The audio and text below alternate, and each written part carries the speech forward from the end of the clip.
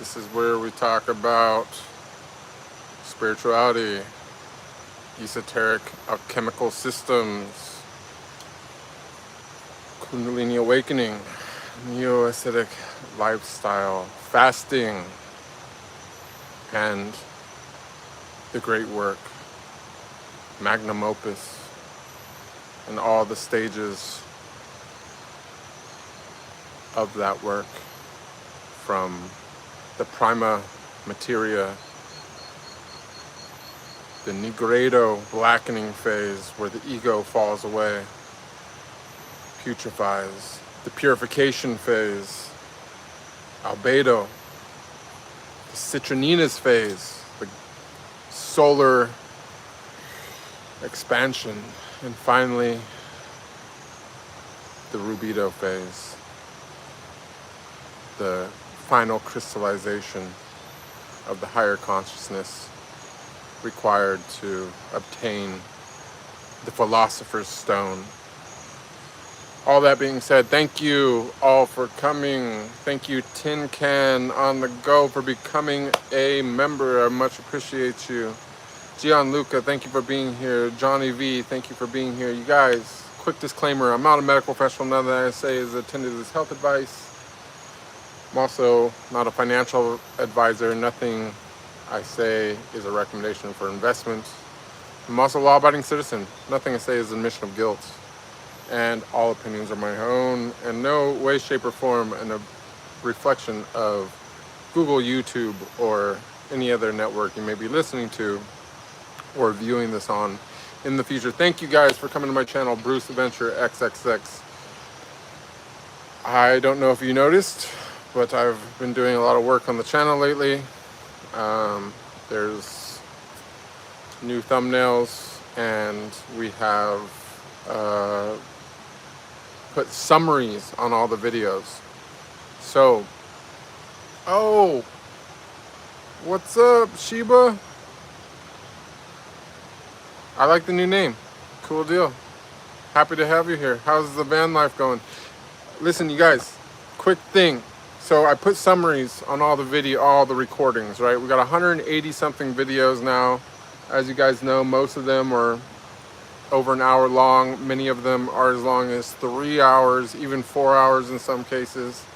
So I have done a tremendous amount of work in the last 3 days with the help of Google's amazing asset, Gemini. We have created extensive summaries of all of our past streams. So if you want to go browse the library, I've also created some new playlists, and you can find what you're looking for there. But that being said, I also do encourage you, if you are interested in this beyond entertainment value, and you actually are thinking about initiating something like a Kundalini awakening or diving into some deeper spiritual work or ascetic lifestyle, that you should watch all the streams from the very start to the very beginning, to the very end. And for that, you can use the Great Work playlist that contains all of the streams. You can play them in chronological order there. If you're more just interested in a specific phase of the journey, there's some smaller playlists. I've broken it all up into stages now, and there's going to be some more changes coming soon about the way we're going to go forward in this endeavor. So, what do you guys want to talk about tonight? That was my initial rant, and I'm passing the mic to you guys. What do you want to talk about? How's it going? What's up? What's new with you, Tin Can?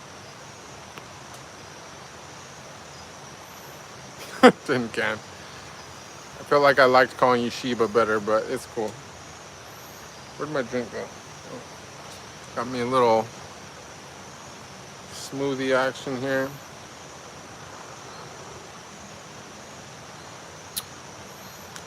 Traffic's a little slow so far.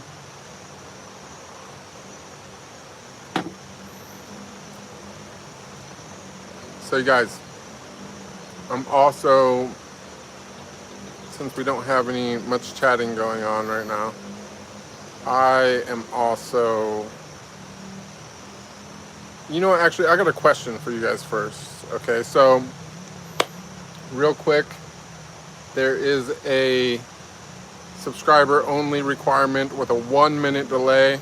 Go ahead and hit subscribe. Looks like we finally got some traffic out. There's 40 people in the room here. You will need to become a subscriber for 1 minute in order to join our chat.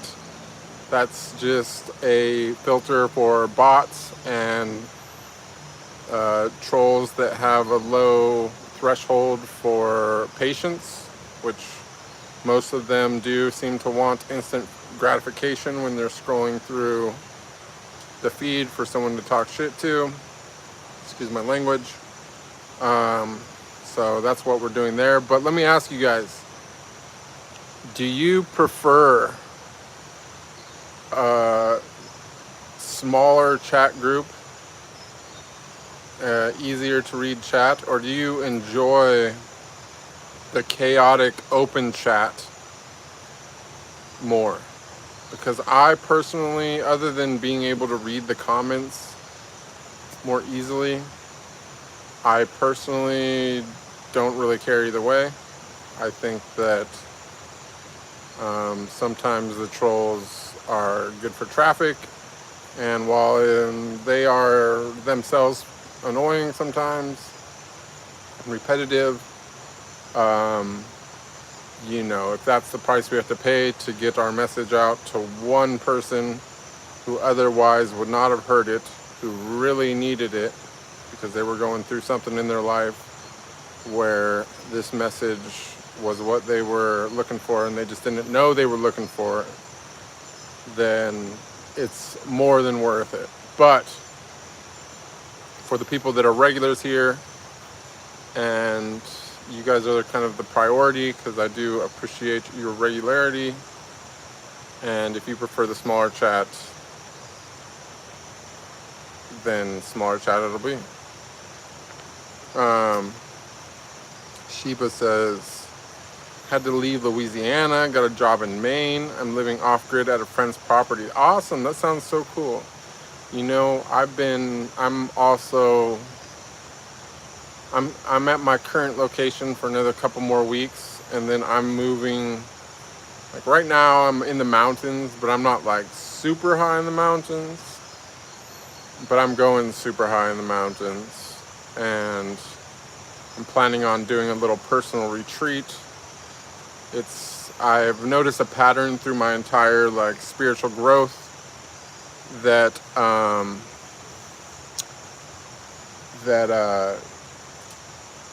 it seems like, for me personally, I'm not going to say it's the same for everyone. Obviously, fasting has a lot to do with it, but what I've found to be my biggest catalyst for major breakthroughs spiritually has been fasting, mantra, not just any mantra, but like you know, what's known as like Bij mantra, like short primal sounds, and above all, silence. Seems like whenever I go into an extended state of silence, that tends to be the biggest catalyst for breakthrough. So I am planning to go into retreat, and if you guys want to talk about anything before then, you got about 2 weeks before that's going to happen, maybe even 3 weeks. I might put it off for a week. And let me know if you would be interested as well in joining me during the silent time. It's just an idea. I'm kind of still weighing it in my head, but I was thinking, you know, maybe it would be something interesting for some people to watch. And I think it would also be cool to, if we could get the community to start interacting even more than they already are with each other, rather than, just with me. BB Bean says, I think both have pros and cons. Open chat can potentially give more topics for discussion. Smaller chat would allow for better continuity between questions. I agree as well, but we just need questions is the thing, I was also thinking of maybe just shifting to, I've been doing a lot of research about the YouTube algorithm and search engine optimization and branding and so on and so forth. And while my past is to some extent a major driver, and one that I think is actually like super powerful, in the sense that, I think just consuming my old content isn't necessarily like such a grave sin that that people who do that are automatically lost. I think that of all things that you could be doing, it's one of the most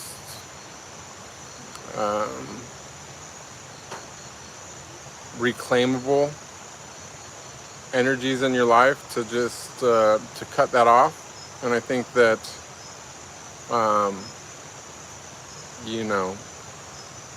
people going and watching that and then finding this YouTube and then hearing what I have to say here is a pretty powerful mechanism for a lot of people to grow and tap into some higher conscientiousness. That being said, it does keep me fairly hidden from the safe search engines, so on and so forth. So I'm trying to find some practical ways to overcome that without having to assume a new identity, which I feel would be somewhat hypocritical, and also just kind of against my personal beliefs, because truly, love and light and all that is an amazing catalyst for change, right? You get to feel some amazing things, have some amazing experiences. All of a sudden you realize there's more to the world than that. But the true refinement and the true test comes through the shadow work, right? Through recognizing the shadow and integrating it, so that instead of it being, your weakness, it can instead be something that you draw power from, right? As they say, we can be wounded or we can be wise, right? So it's a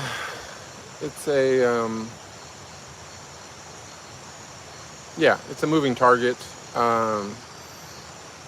but I am considering the possibility of, rather than making it solely Q&A based, of maybe starting to come up with some preconceived topics, preparing a little rant right out the gate to get everyone going.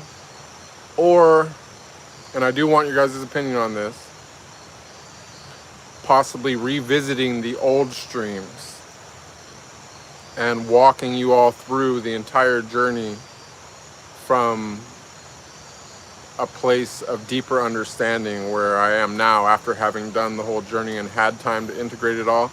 Like, I shared it with everyone more or less step by step while I was in it, what I was thinking at those very moments. But a lot of what I understand now has changed compared to what I understood, you know, the day it happened, a week after it happened, or even a month after it happened, whenever I was sharing the insights of my deeper meditations as time went through. So I don't know what is more interesting to you guys.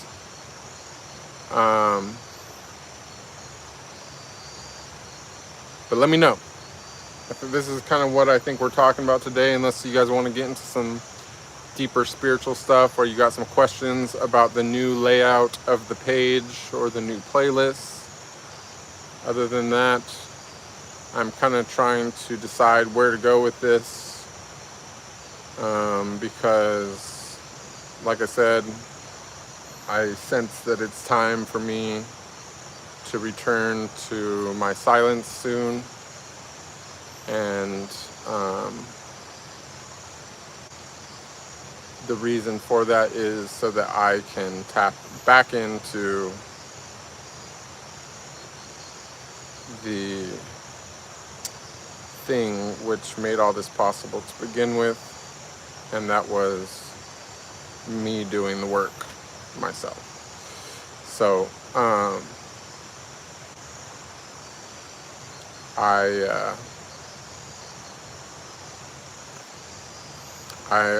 am very much here for you guys more than anything else, because as you can see, I'm mostly hidden by the algorithm, and I just didn't really want to gatekeep anything that I came across. Let's see, we got some chat going on. BB Bean says, I think most followers you have are people who have looked you up and probably aren't as interested in this type of content. You need to find people interested in spirituality specifically. Well, that's true, but I mean, and I'm definitely here for those people. I'm hoping that the summaries and everything that I put into the past videos is going to help make my content more discoverable for the people that are actually interested in that. But, you know, the people that were interested in my past life, they kind of need it more than the people that are already interested in it. Like, the people already interested in it, you know, they more or less are on their path. You know what I'm saying? Now, where I can help those type of people is that I'm really good at seeing through the dogma and the woo-woo and the new age traps, so on and so forth, and steering people towards what actually works to help them have their own direct experience with the divine, rather than just this echo chamber of dogmatic thought and new age traps.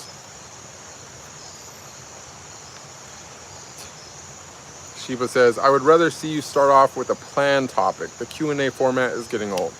Okay, fair enough. I more or less kind of agree with that. Now, how do you feel about the planned topic versus reviewing what we've already talked about, reviewing my journey as a whole and gaining my commentary on my streams that I already did in chronological order, going back to September or October 2023, and then moving back forward through them and kind of doing a little self-study. What do you think about that versus me just coming up with whatever topic that I feel like talking about?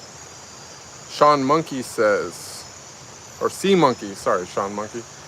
Sea Monkey says, I perceive you as a highly educated individual. Is your knowledge self-taught, or have you attended a formal university? Well, thank you for that. I did not attend a formal university. I am largely self-taught. I was actually, during the years that I probably should have been going to university, I was actually in prison. So I did a lot of thinking there, but strangely enough, when I say that I'm self-taught in a completely different way than most people are self-taught. You see, like, basically everything that I talk about, or that I know, or that I portray or share on here is a product of my own experiences. All of the knowledge, right, that I have obtained is direct knowledge. I've received all of this knowledge through a state of gnosis, or several states of gnosis. And what I've learned above all things through experiencing these multiple states of gnosis, right, is that to me, or to somebody that's capable of that, learning in the traditional way through books or through other teachers or videos or whatever that people do is completely obsolete, given the ability to enter a state of gnosis, right? Which is something that's done through meditation and fasting and deep contemplation, silence, all the things that I talk about constantly on here. Because, like, for example, and I've had this happen many times, but I'm just going to use the very first time, going back to September 11th, 2023, where I did it for the very first time. I entered this state of gnosis, right, for 7 minutes.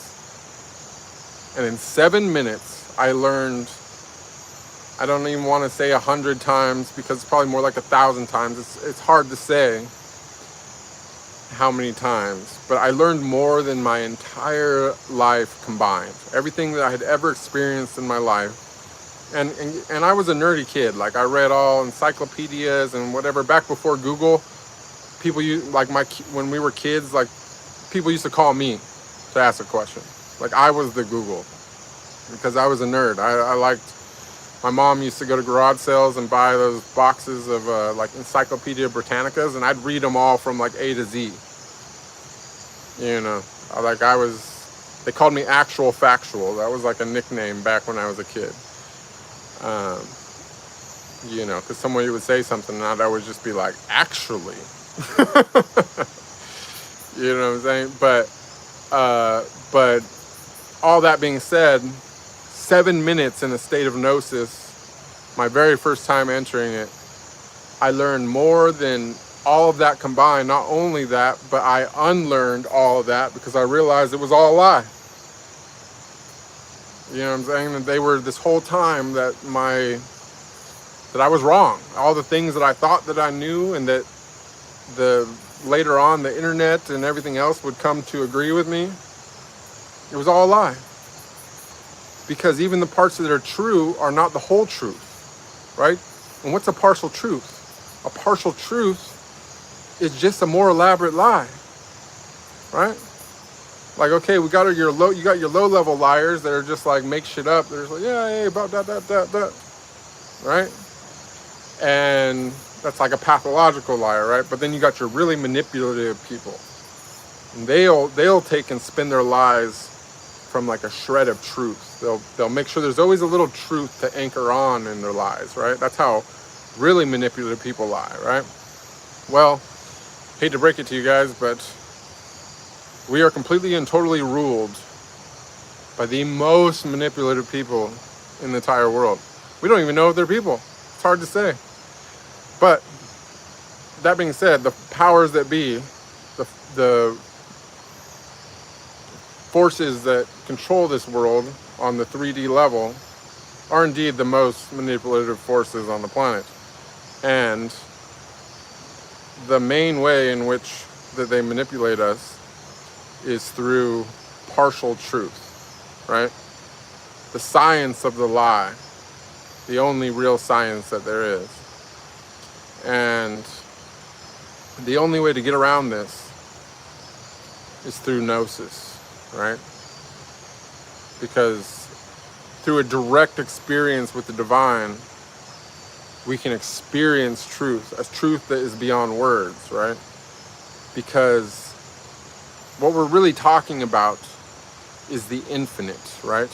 Either the infinitely big or the infinitely small, right? It's all we live in a dimensional world, right? What's a dimension? A dimension is a unit of size. The best way that we can look at it is the microcosm versus the macrocosm, right? And whether we're talking about the infinitely big or we're talking about the infinitely small, we are talking about the infinite.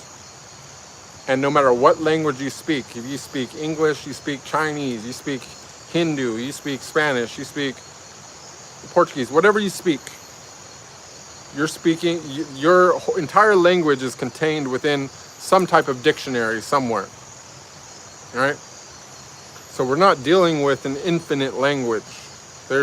And maybe there might be an infinite way to recombine the same set of words that our languages hold, but nonetheless, it's not infinite. The number might be very large of how many different ways we can recombine the same words, but it's still finite. And you can never fully describe, or really even partially, I mean, you can do it partially, but not much. You cannot describe the infinite using a finite set of words or vocabulary. So, for this reason, we have so many different religions, we got so many different esoteric practices, we got all these alchemical systems, you know, we have all this philosophy, we got all these things, right, that are all trying to do the same thing, right? Every religion is trying to describe the same thing. It doesn't matter if your religion has one God or has a dozen gods or has 100 gods. It doesn't matter. It's all trying to describe the same thing because it's trying to describe the infinite. If you're trying to say it's all up to one, okay, that's fine. But even if you experience absolute oneness at a certain point, you will already have moved through so many layers of consciousness that any reasonably logical person, once they get there, is going to be like, it could go higher.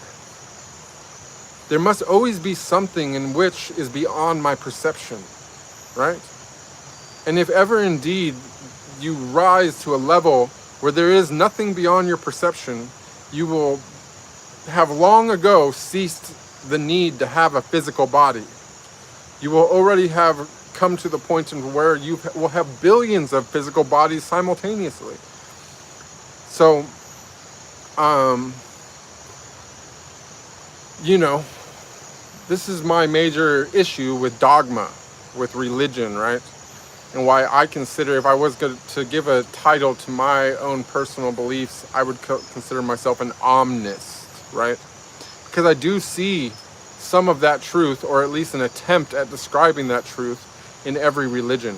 Sadly, I also see an attempt to control people, and an attempt to manipulate people, also embedded in every one of those religions.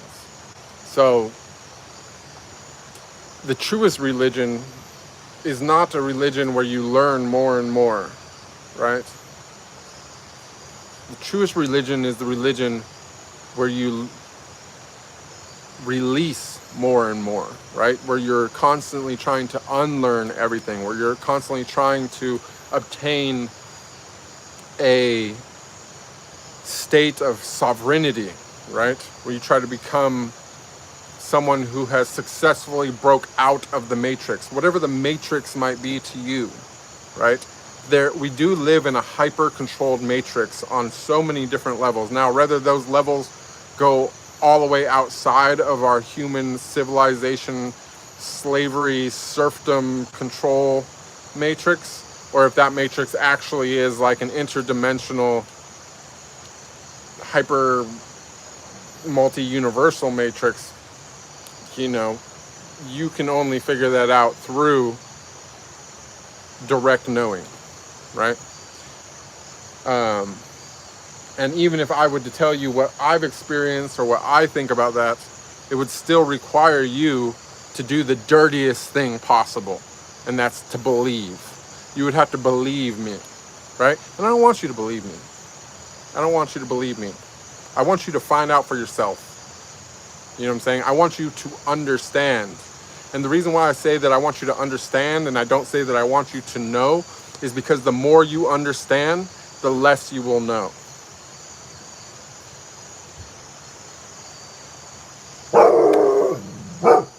And Sam has said that rant is over. Sam!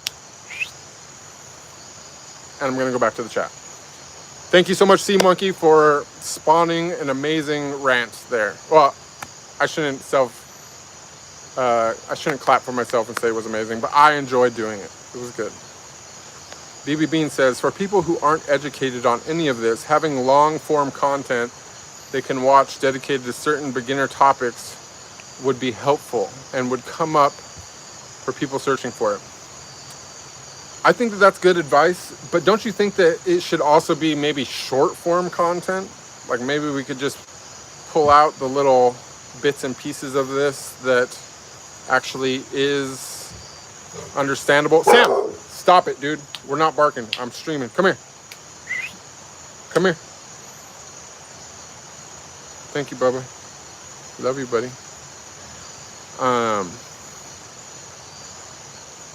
I do.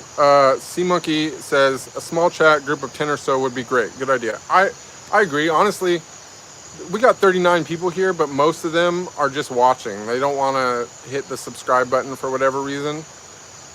So they're not talking. But honestly, I don't know if you've been here before during a live, Sea Monkey, or if you've just seen the recordings, but it gets chaotic if I don't turn on the subscriber chat. It's like the chat eventually goes so crazy that it starts disappearing, like things like I can't even keep up with it because it starts like going into the void. And sadly, it's mostly just people commenting on my unibrow, Encino Man, Neanderthal comments, missing link. Let me see, what else do we get a lot? Definitely some Pauly Shore references also related to Encino Man, Tarzan, a lot of Tarzan stuff, which I don't actually, I kind of like the Tarzan stuff. I kind of feel it. But it does make it hard to have, to get to everybody. And I like to make sure that I interact with the people that are interacting. Now, tell me what you guys think about this silent thing. Would you join me in meditation? If I was meditating and I just decided that, you know what, I don't feel like talking for a little while, so, and I mean like a long while. Like, is there any interest in that, or is that just, you know, wishful thinking? BB Bean says, that's debatable. Just because someone consumes adult content doesn't mean they need spiritual saving any more than somebody else. Lots of people are suffering. She continues and says, I don't think I need spiritual saving and frankly disagree with a lot of what you believe, but I had looked you up more in a psychoanalytic sort of way after seeing something specific. Well, do share, BB Bean. I would love to know what you've seen specifically that made you want to psychoanalyze me. You know, I actually psychoanalyzed you as well. Sadly, we didn't get to finish our last conversation because my battery was dying on my camera. But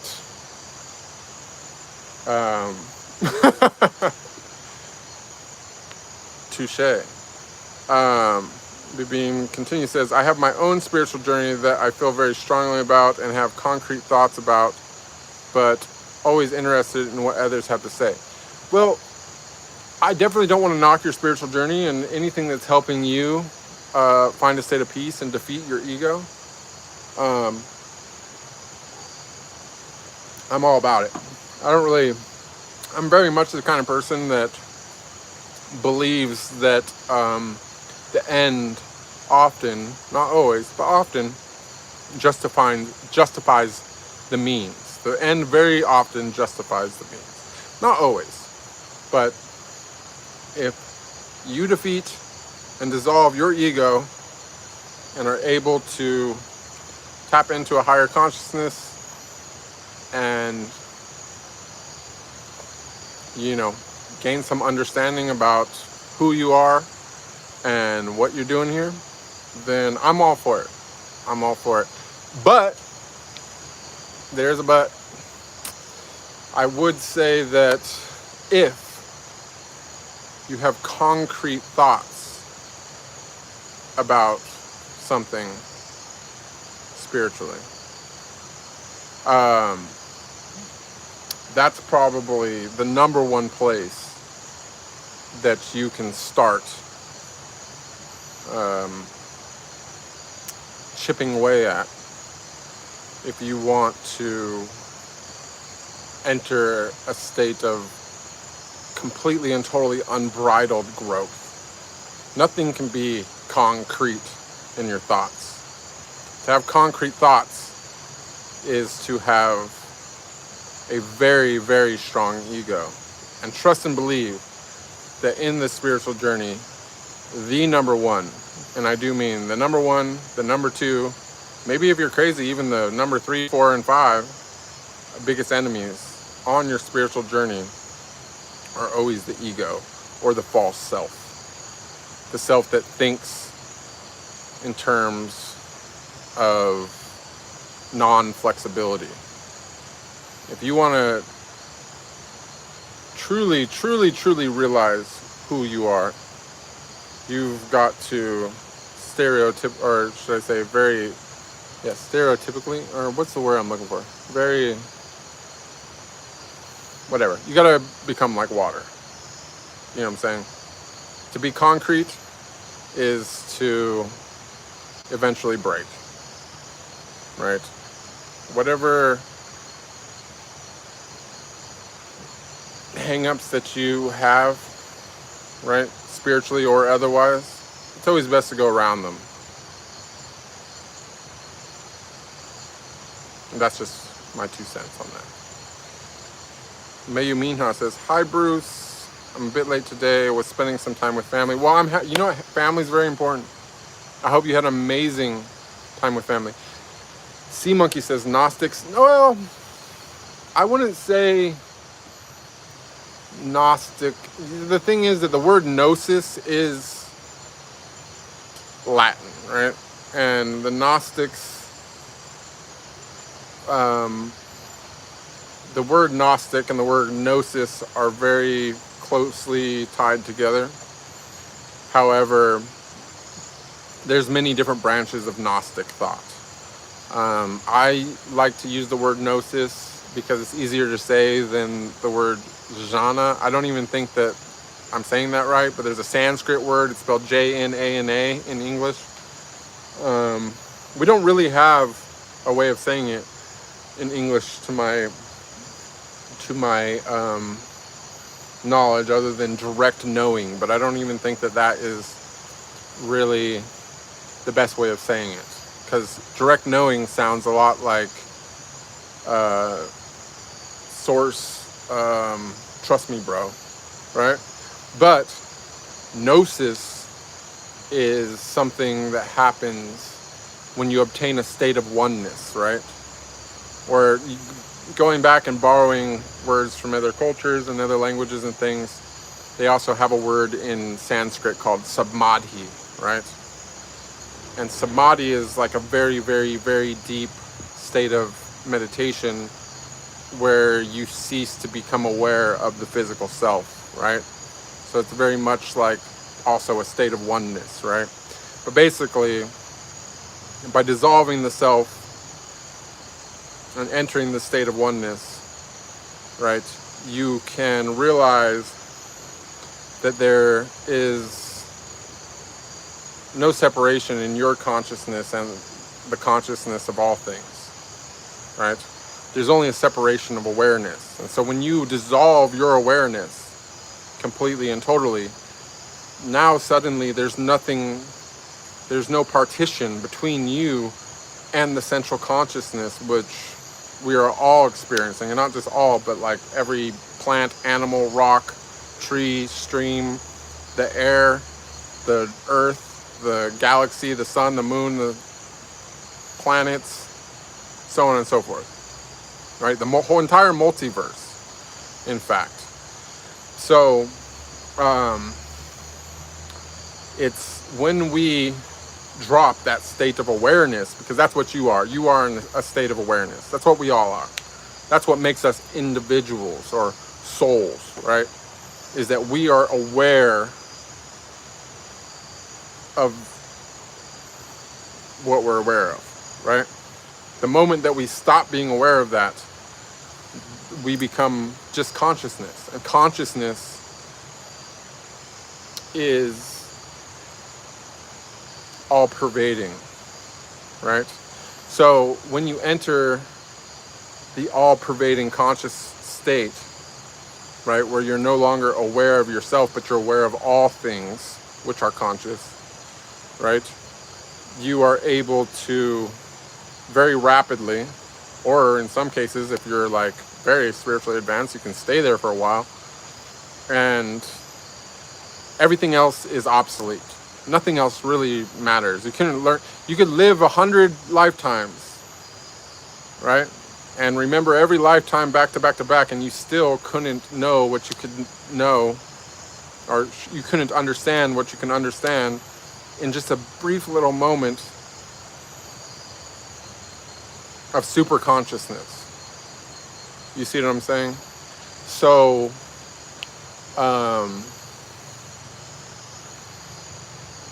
so basically all types of scripture and reading and lessons and all that are completely obsolete. You know what I mean? They're very useful, and it feels like you're getting somewhere if you've never experienced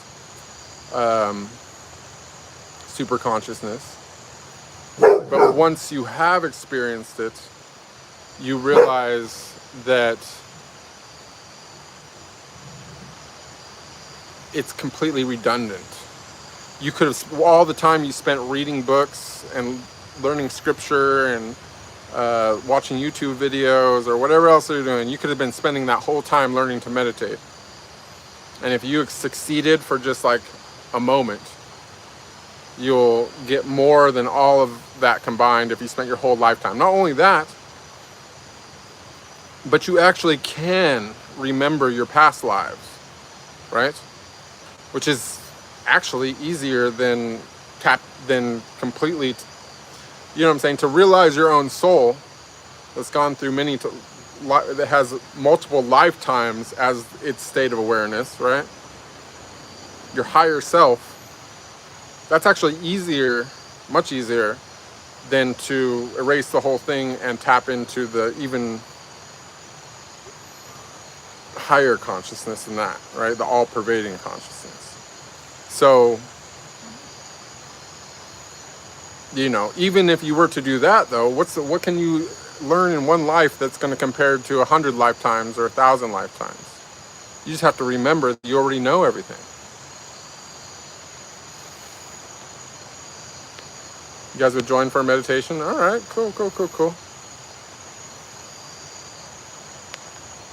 BB Beans and Marketing. I'm happy to... Turbo Christ, welcome. Good to have you here. Thank you for becoming a subscriber.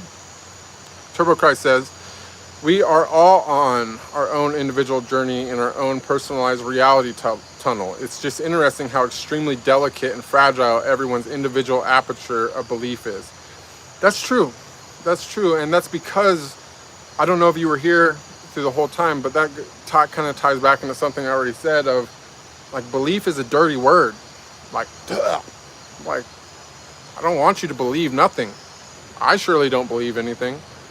The more and more that I understand, the less and less I know personally. And, you know, it's like potential. Like, belief is like potential. It's unrealized. It's unrealized. It's just on paper. You know what I'm saying? Like, it's like, okay, it sounds good. Like, I believe, okay, cool. Well, what's your belief going to cause you to do? What are you going to do for that belief? You're gonna go, you know what I'm saying? Like, so many horrible things throughout history have happened because people believed in something that they didn't understand. You know what I'm saying? Like, you know, I recently, we had a pretty crazy my last stream was there was a pretty aggressive individual on there, right? But it was a really valuable stream for me because I personally, and I don't mean to like turn this back on myself, but like I'm just trying to relate a concept to something that happened recently, is like when this person was attacking me, I felt nothing. You know what I'm saying? Like, other than an understanding that this person was just consumed by ego, right? But at some point when the conversation shifted towards religion, I felt something, right? I felt a sense of frustration. And while that's been going on for a long time, I definitely could have probably realized this without somebody attacking me for 3 hours. But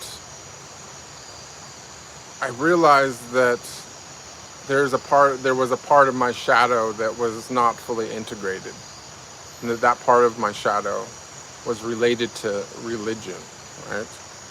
And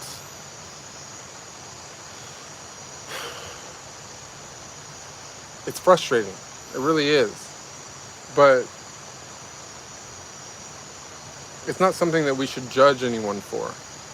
It's like, truly, no matter how frustrating that people are when they are completely and totally immersed in dogma, which they themselves don't understand at all, you know what I'm saying? No matter how many scriptures that they can quote off the top of their head, or whatever, you know, nowadays they got AI that can just be like, I need a scripture based on this. Blah.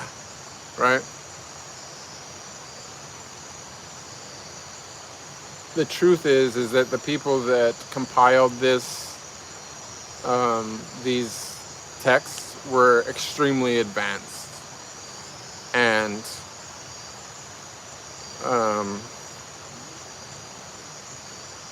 there's been countless advanced people over decades or millennia, and personally, I don't even believe the timeline. I don't believe that it's really the year 2026 or anything like that. I don't think that, you know what I'm saying, like, they're not selling me on anything. I don't believe the date. I don't believe none of the narrative, right? But some people do. And you can't tell them otherwise, because it's cruel. It's cruel. You know, I've been a little bit combative with the religious thing in the last couple months, and I was kind of blind to my own shadow there, right? But there's a saying that there's some words that I'm looking for right now that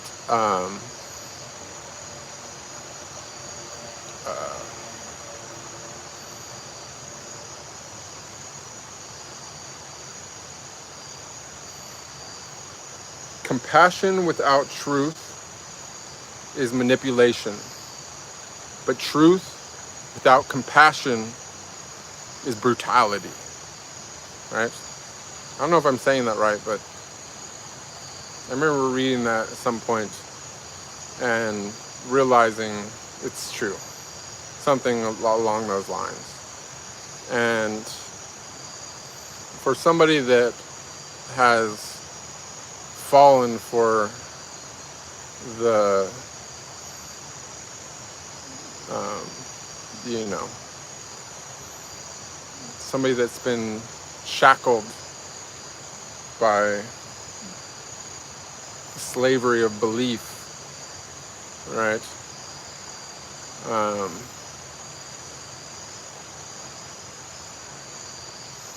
You know, it's just brutal to try to take that away from them. So best thing we could do is just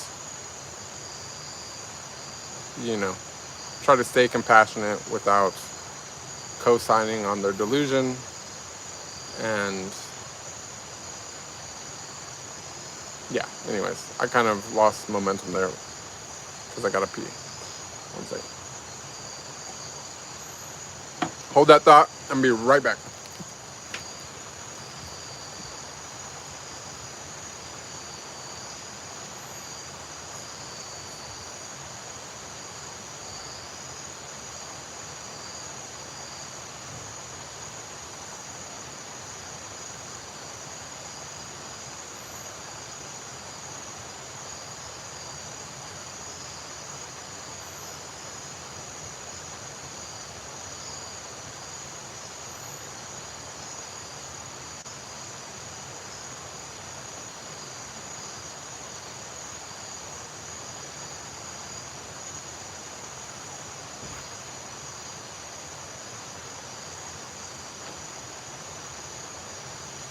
Okay.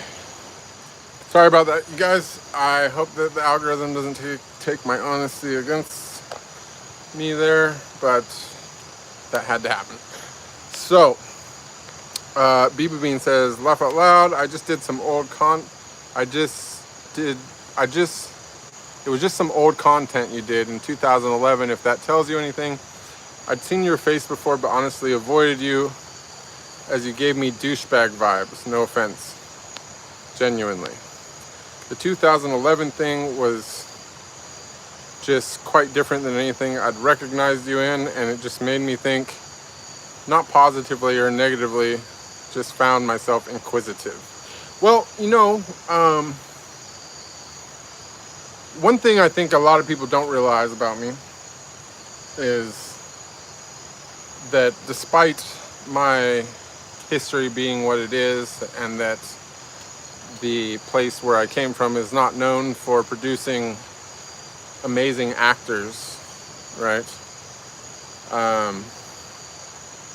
That sometimes even the bad actors are actually better actors than you think that they are, because they've just mastered the art of acting badly, because that's the stereotypical thing which is expected in that industry, right? And more so is, you know, when you observe like a normal mainstream Hollywood actor, you know, think about it, like how many credits, for example, do you think someone, let's use someone really epic, like George Clooney or Brad Pitt, or like,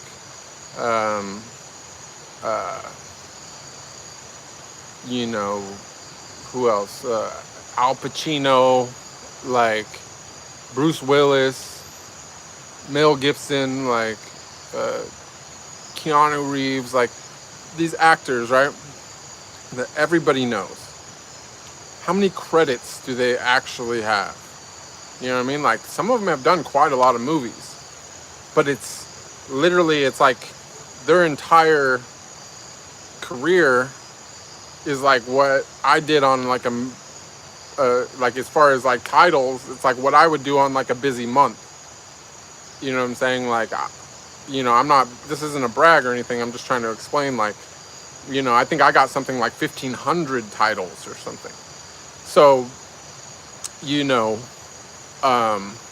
looking at it instead of the lens of a consumer, but through the lens of the person actually that was there doing that, right? It's becomes more like a sitcom kind of a situation. It's like being like an actor on like Friends. It's on 5 days a week or whatever. You know what I'm saying? Like, that, you know, if you're got the look that I used to look, people want to cast you as that, you know, that douchebag role a lot, right? You get really good at playing that part because you've literally played it hundreds of times.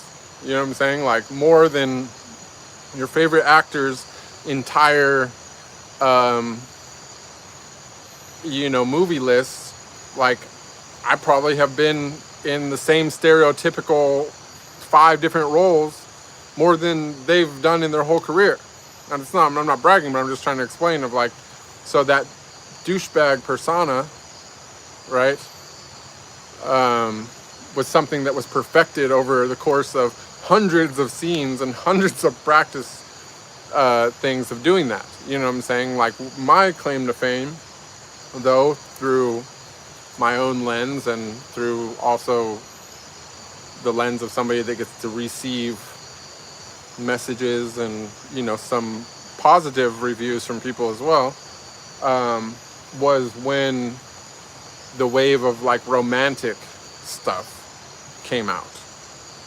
And suddenly there was this new genre, which I very much so was like basically almost basically responsible for making popular, right?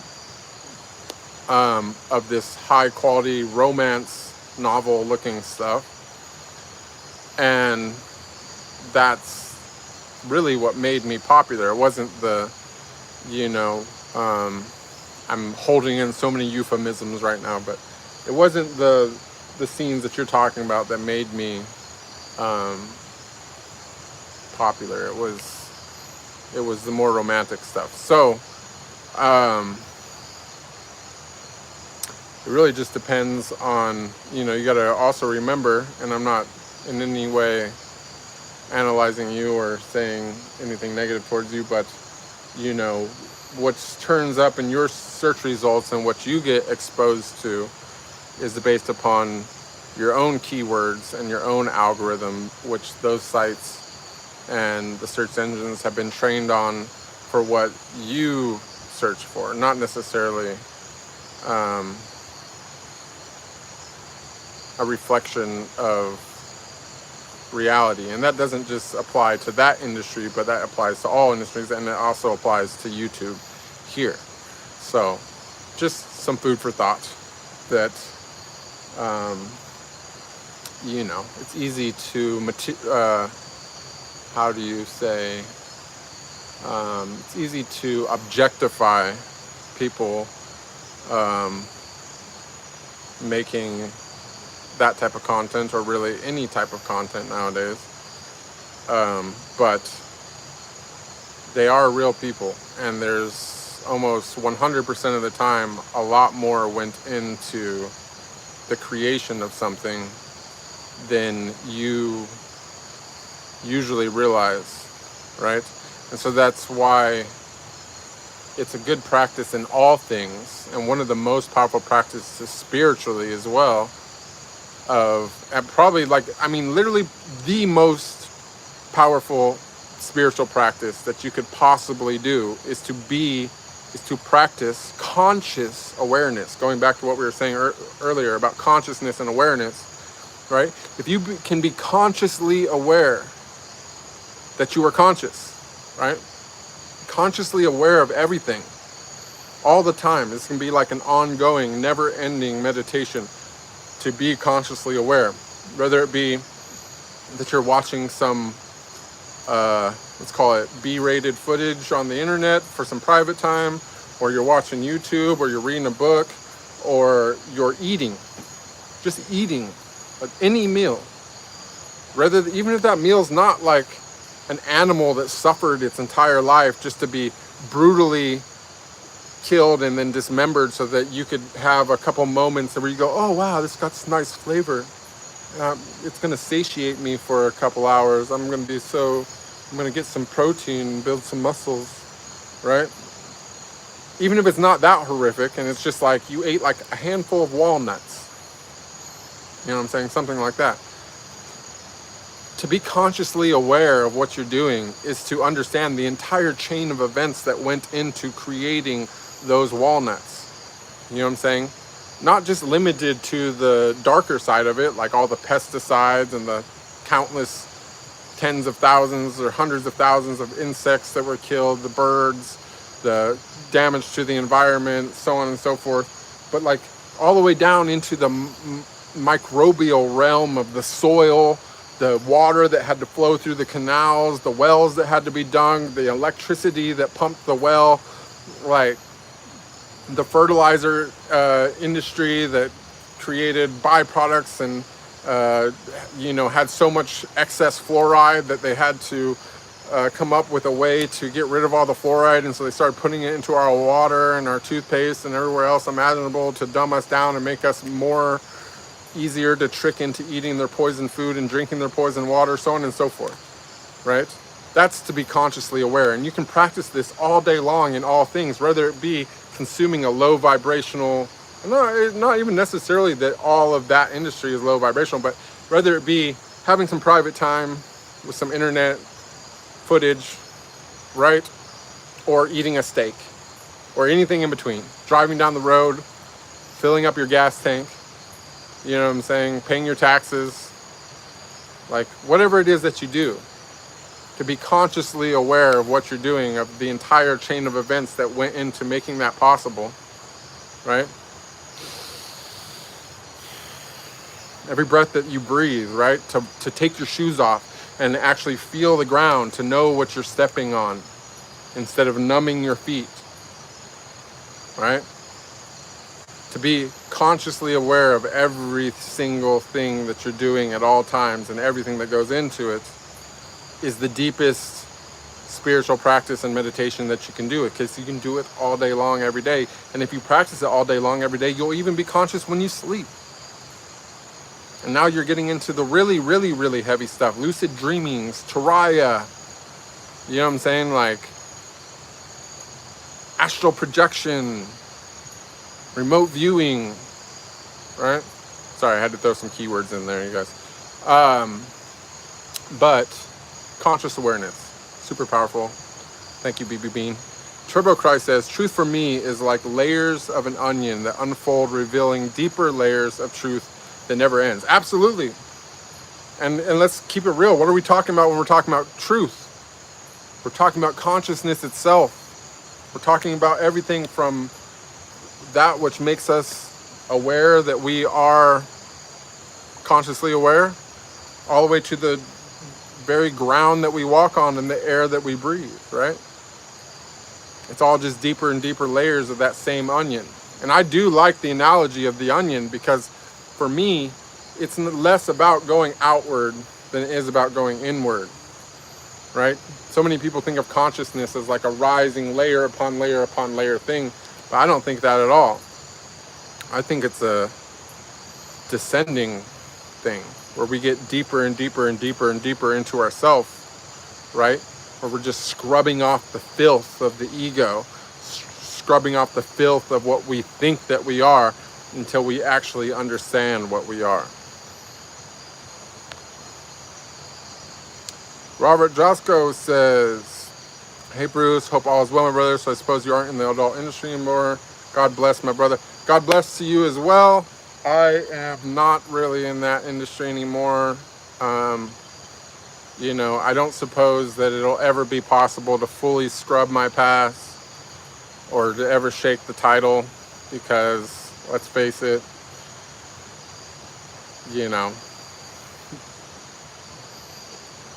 made my mark in that world, but I am not actively doing anything currently, or there's no plans to either. But the legacy is very much still alive and is what it is. It is what it is.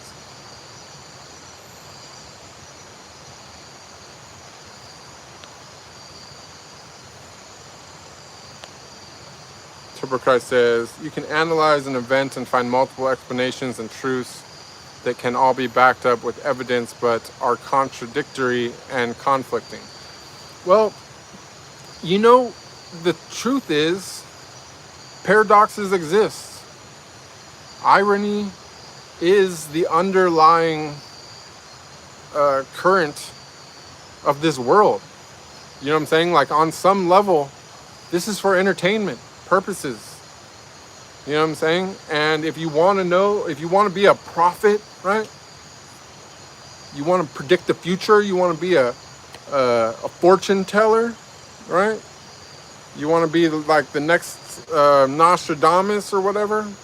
all you got to do is master the art of seeing irony, right? To merge the two parts of your brain that want things to be this or that, and realize that paradox exists, and it doesn't just exist, it exists in all things, right? If you can train yourself to always, on some level, think, what will be the most ironic thing possible that can happen? That's the plot, right? That's the plot that we came to experience, not just as individual states of awareness, right? But as an all-pervading consciousness. Whatever the most ironic thing is, that's what's going to happen. And maybe it doesn't seem like that when we are completely wrapped up into our most limited state of awareness possible, but that's always an illusion. If you expand your awareness, right,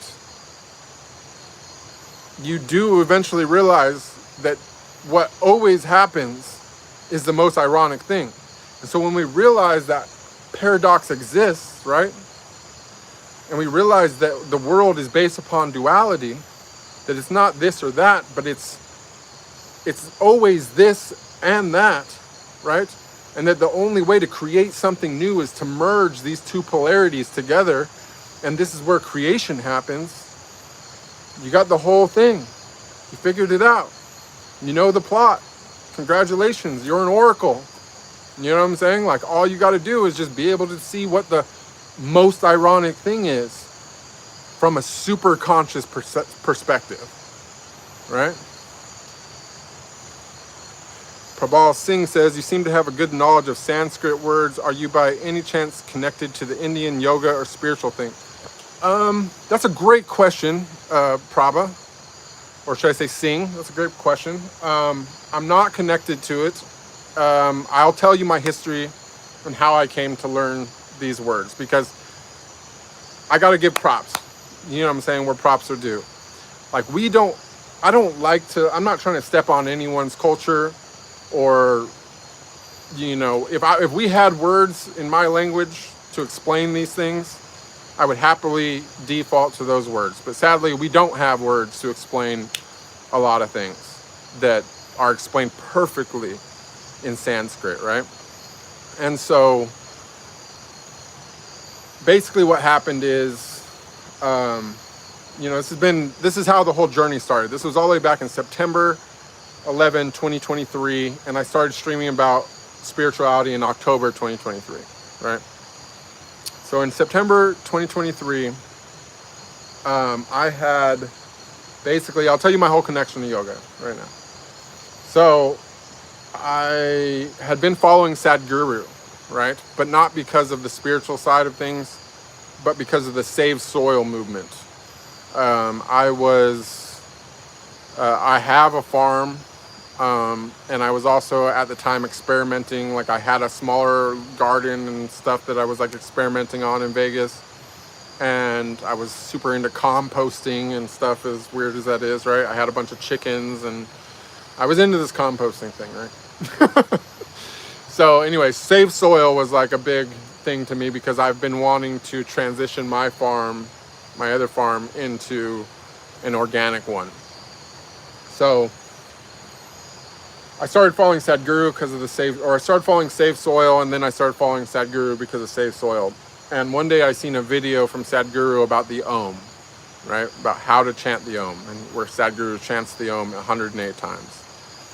So I tried it, and I was like, oh wow, this like really like resonates with me. Like, I love the feeling of this, and da da da da da. And for whatever reason at the time, like, I was also like, so there was I was living kind of this nomadic van life thing, and I used to shower at 24-Hour Fitness, and right next to it there was a place, it was a hot yoga place called Yoga 8, right? And so this is before the Om thing though. So I basically went and did a hot yoga, yin yoga class, and I was like, okay, that was relaxing, but like it was way too easy. So immediately I decided, okay, I'm gonna go to this hot power yoga class, right? and it was way too advanced. I gave it my all. I went in there, picked up the heaviest weights, did the thing. And when I say yoga, I had a different, I mean like Western yoga. I don't mean like the real yoga, obviously. But I do understand the difference now, come however many years it is later. But anyways, I did yoga. I ended up only making it through 45 minutes of the 1.5 hour class. And then the next day I got sick, right? And I thought that I got COVID or something just from being in the yoga class with all the people. But it was actually, retroactively, I would say that it's definitely was like an energy sickness. It like woke something up inside me, right? So I got sick for a few days, and then like towards the end of being sick, I was just laying down and I started like astral projecting. And I did it like 2 days in a row. I was like astral projecting. And then every time I would astral project, I would get like sucked back into my body and be like, because I like wasn't breathing while I was doing it. So I stopped doing that, right? On the third day of that, I was feeling better and I was like, okay, I'm gonna go to my storage I was in LA. I decided to drive to Vegas to go move some more stuff from my storage. So I'm driving to Vegas, I'm driving through the desert. And I don't know if you're familiar with LA area or not, but somewhere around Rancho Cucamonga, I started chanting the Om, right? Just because I was bored while I was driving.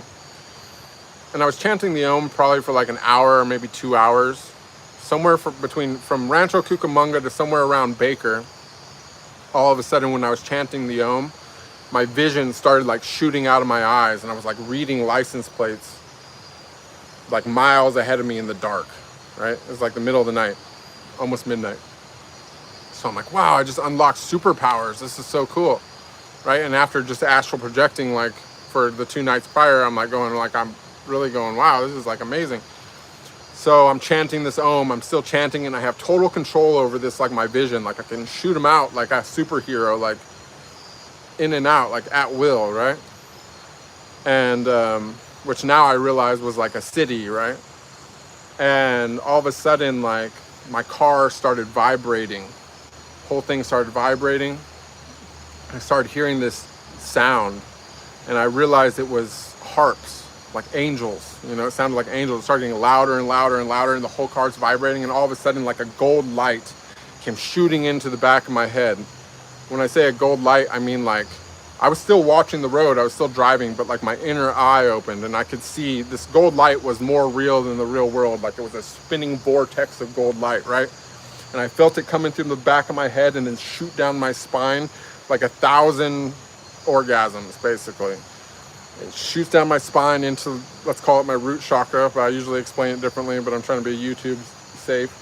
And then it raises up the front half of me, and I could feel it like light up my heart, and then I felt it like shooting out of my mouth and my eyes, right? Like there was heat coming out of my mouth and my eyes, right? And I'm hearing like, at this point, it sounds like 1,000 angels playing harps, right? I can feel the heat. I look in the rearview mirror, and there's gold light, like lasers shooting out of my eyes and out of my mouth, like I had a light inside of me. And the whole car is like lit up gold inside the whole van, right? And the dog's looking at me. I could tell the dog could see it too. Like it was like just, and I thought I was dying. I was like, I said goodbye to the dog. I was like, sorry, bro, I gotta go. I didn't know. You know what I mean? But I was happy. I was like, it's time to go. And then all of a sudden, I just got the download. Just completely and totally just boom. Like so much information. It was incredible, right?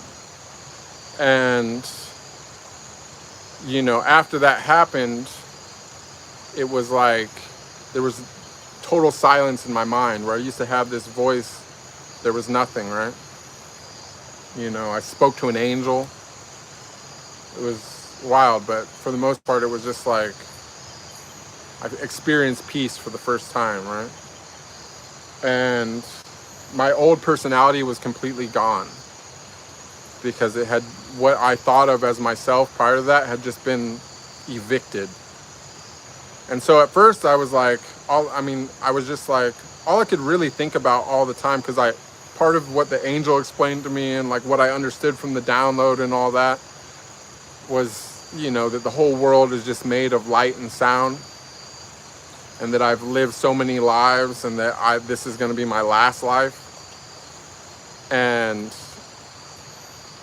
I basically, you know, all I could really think about for weeks afterwards was, first off, thank you.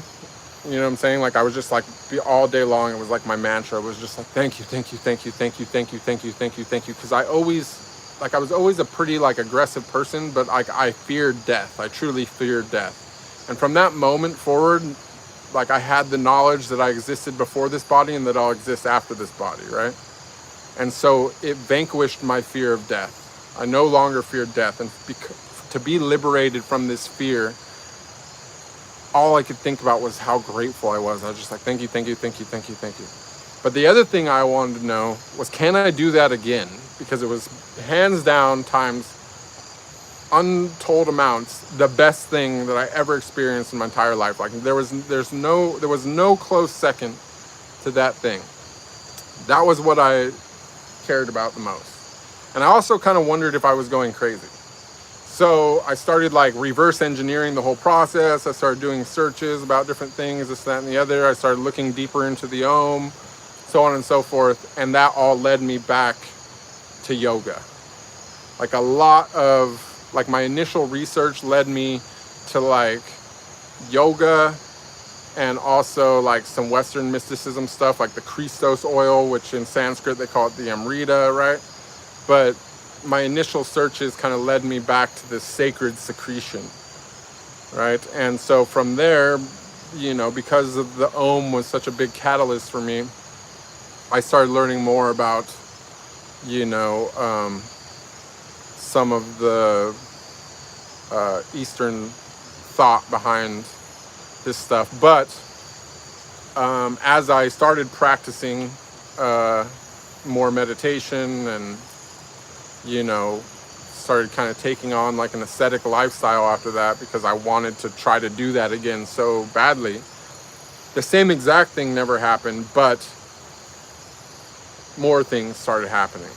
You know what I'm saying? Like, and as I went through this process of, you know, what in yogic thought would be called a Kundalini awakening, I progressed through it fairly rapidly because I dedicated myself to it completely. I quit work.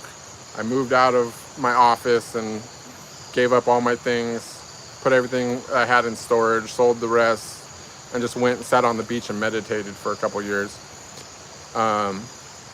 But, you know, basically whatever I know about Sanskrit, about yoga, and about Hinduism is all a product of me reverse engineering my own experiences that unfolded naturally and by accident without me having any experience in that at all. And there was another experience that I had, one of the big, really, really big ones,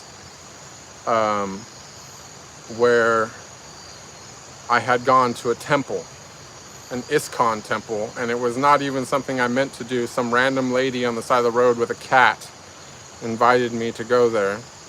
And I went there and participated in this whole memorial for Prabhupada and all this stuff. And 2 days later, I had this incredible experience where I remembered Shakti. And Prabhupada came to me in a vision. And so I learned I kind of downloaded a substantial amount of yogic information through that experience. And that is, there's a few streams on my YouTube about it if you're interested, where I was talking about it when it happened. And they, I believe, are in the I want to say that they're in the, I don't remember which playlist they're in. I think they should be titled something about Shiva consciousness or something. So go look for the Shiva consciousness streams if you want to know more. But I didn't really have any connection, but I have learned a lot since, because there was definitely some crossover things happening, but it wasn't by design. It was all kind of in retrospect. Baby Bean says, I always considered myself atheist or agnostic. I don't consider myself anything now, but I hold my own beliefs due to lived experience.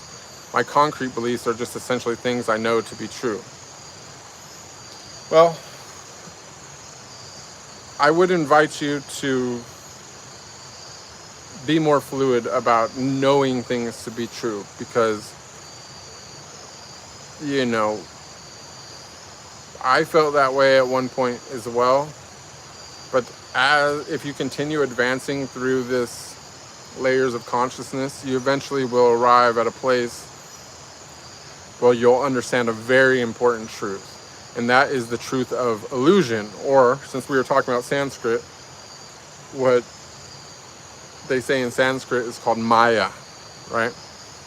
And that's basically the concept that everything is an illusion, right? That this world does not exist outside of our mind, right? When I say our mind, I mean the mind that me and you share, right? So there's that. Noi, thank you so much. I'm happy you made it. Thank you so much for the super thanks. I appreciate you. Let's see, we got somebody's been deleted here. Looks like they were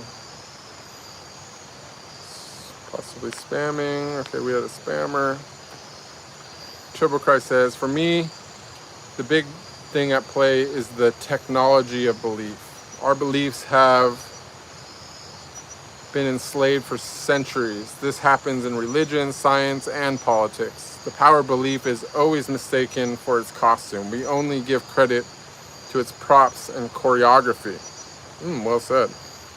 The reason we have amnesia between life simulations is so each individual life stimulation is 100% organic and authentic, and not contaminated by any other experience from any other life sim.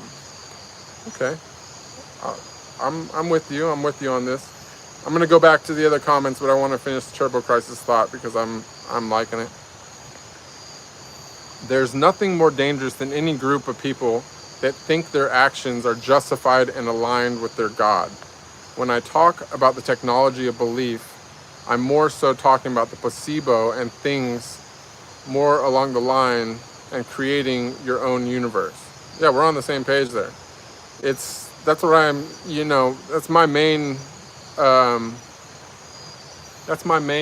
qualm as well, but the thing is that we also have to, while I agree with you,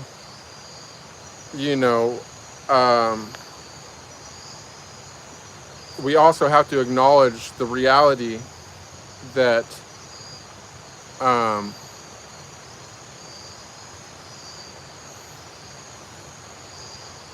that it's possible to erase that perceived illusion of separation, and that separation actually is an illusion, that there actually is no separation. Not only is there no separation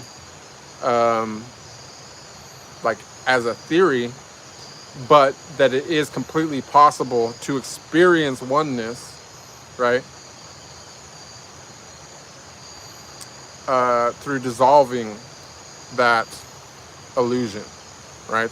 And awakening to that which I think we both agree is the only truth, right?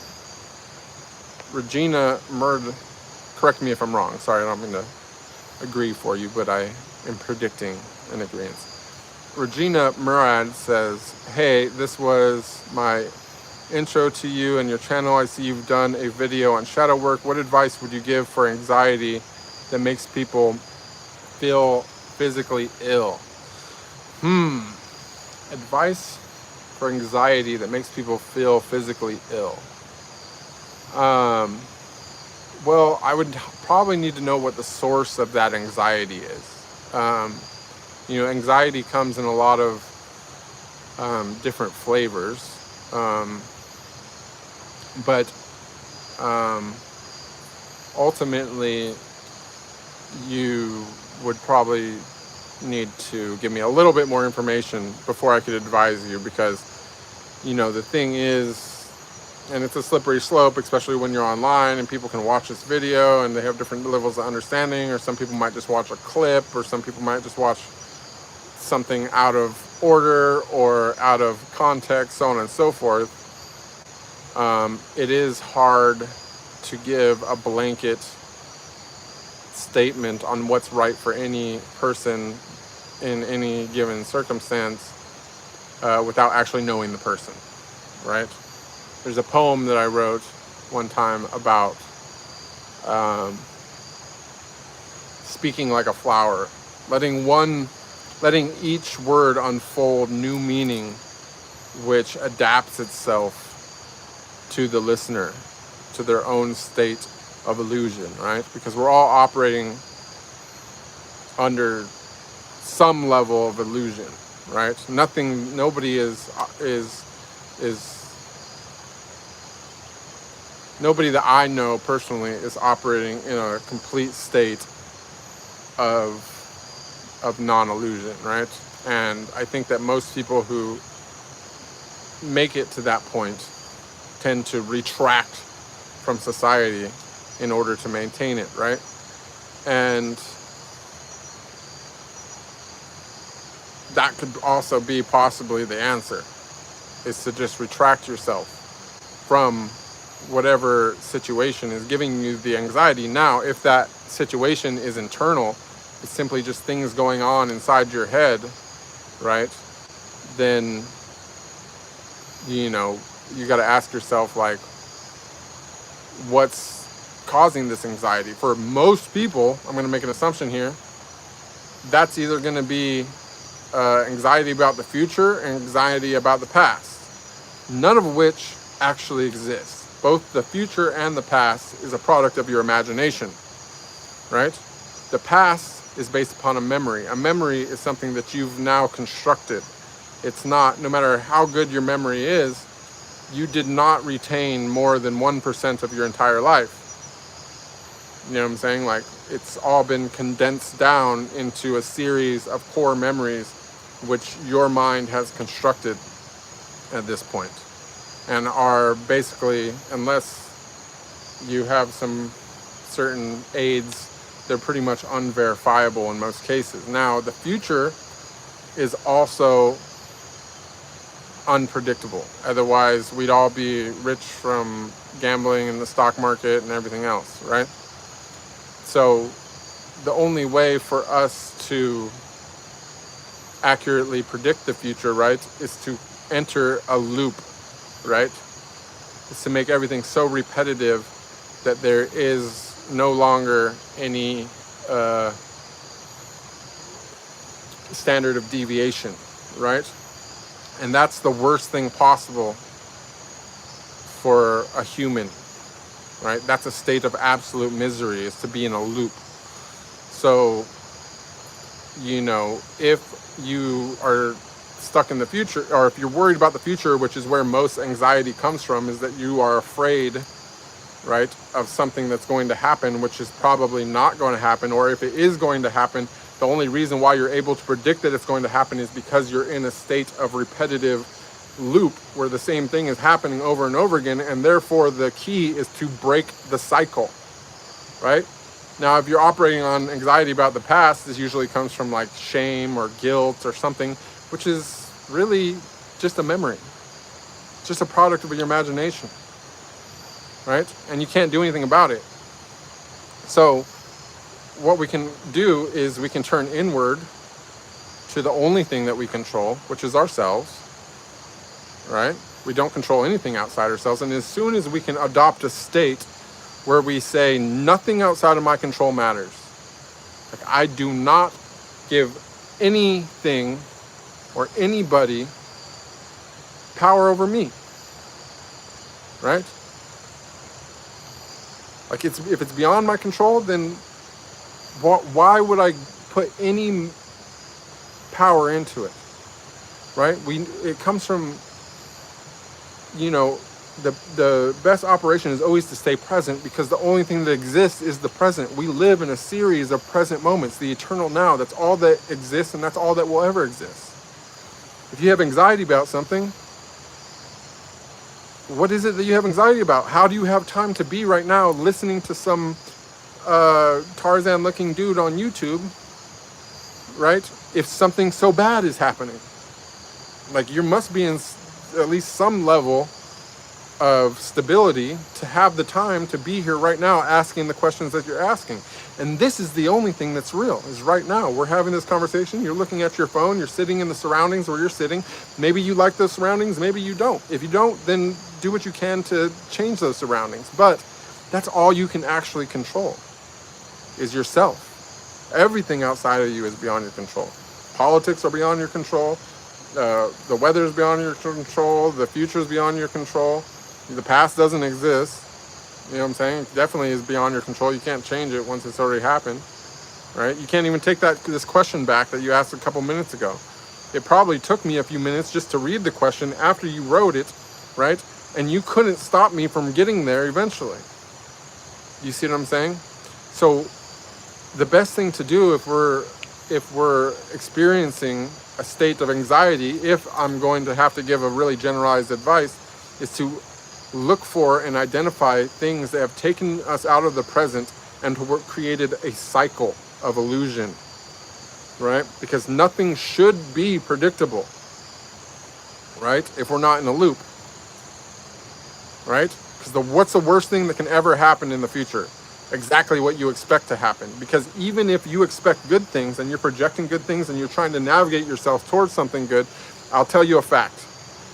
If you get there and you achieve your exact plan the way that you wanted it to go, the first thing that you're going to think afterwards is how you could have done even better. And you're going to realize that you sold yourself short. So being that you're probably not in a total limitless state all the time, and that you have a finite amount of mental, physical, financial, so on and so emotional resources that you can put into anything at any given time, right? That the best thing that you could ever do is to put 100% of those resources into the only thing that you can control, and that's you in the present moment that you're experiencing right now and will always be experiencing right now. So I hope that helps. Thank you, Regina, for the great question. Okay, Turbo Christ, I read these ones. Okay, Ride the Wave says, dude, I feel like everybody hates me and I don't know why. I'm not a bad person like at all. Well, let me explain something to you. Okay.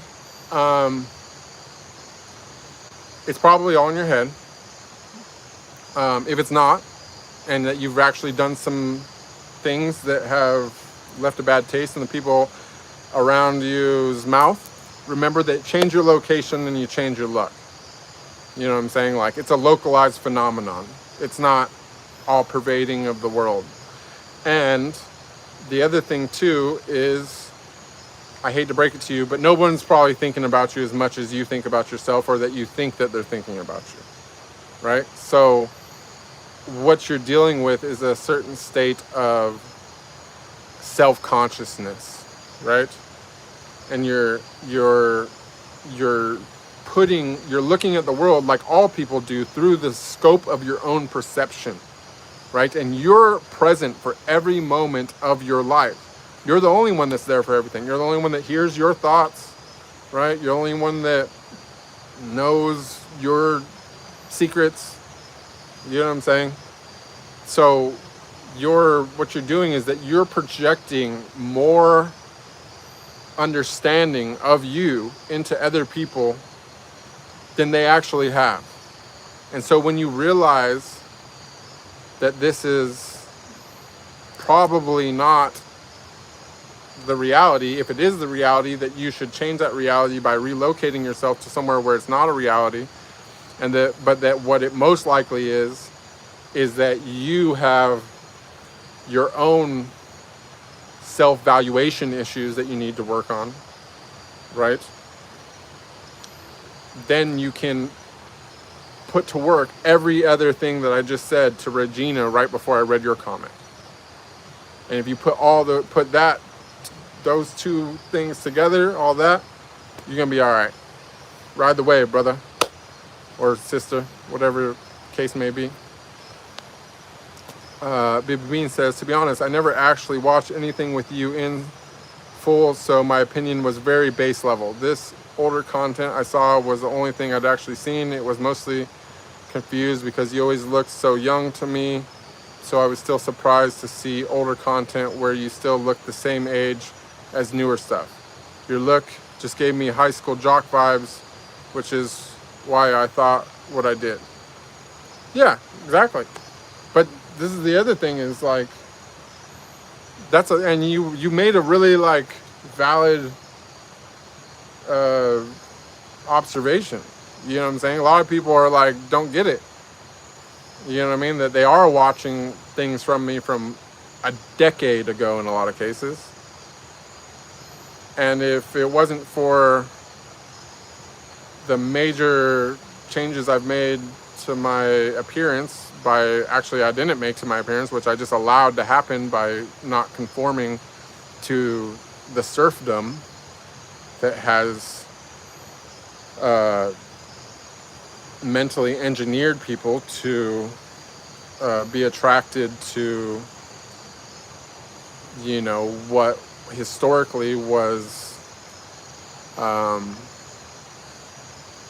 signs of servitude, right? And to reject what historically was signs of freedom,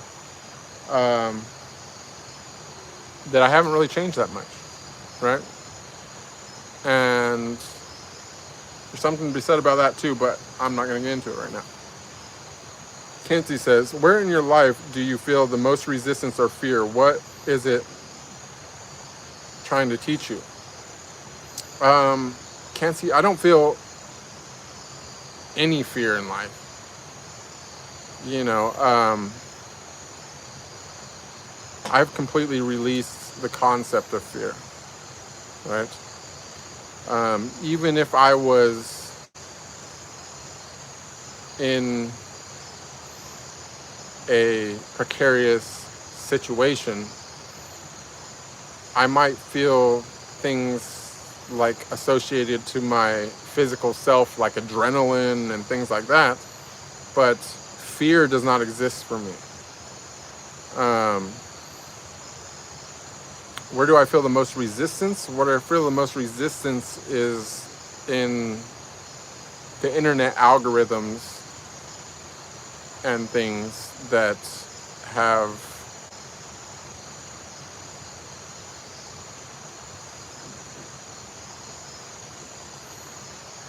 minimized my reach with the message that I'm trying to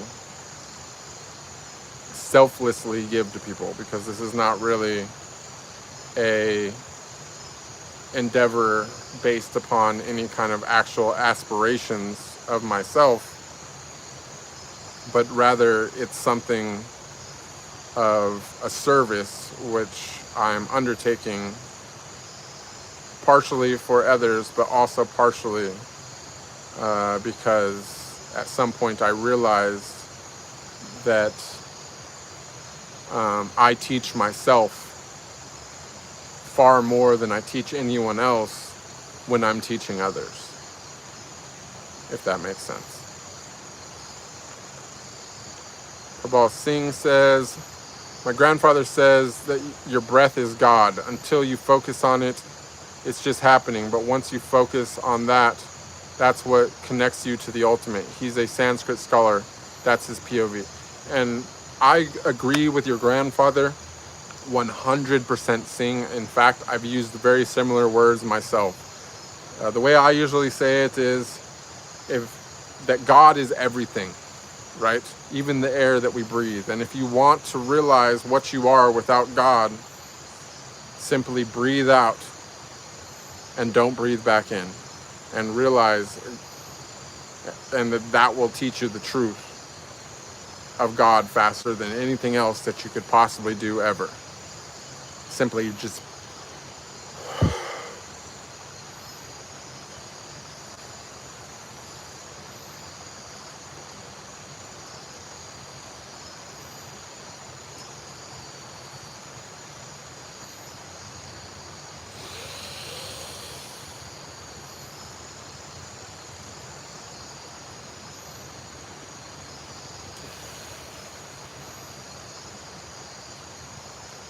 there's a saying that when we breathe out, I might be getting this wrong, right? When we breathe in, we take a step towards God.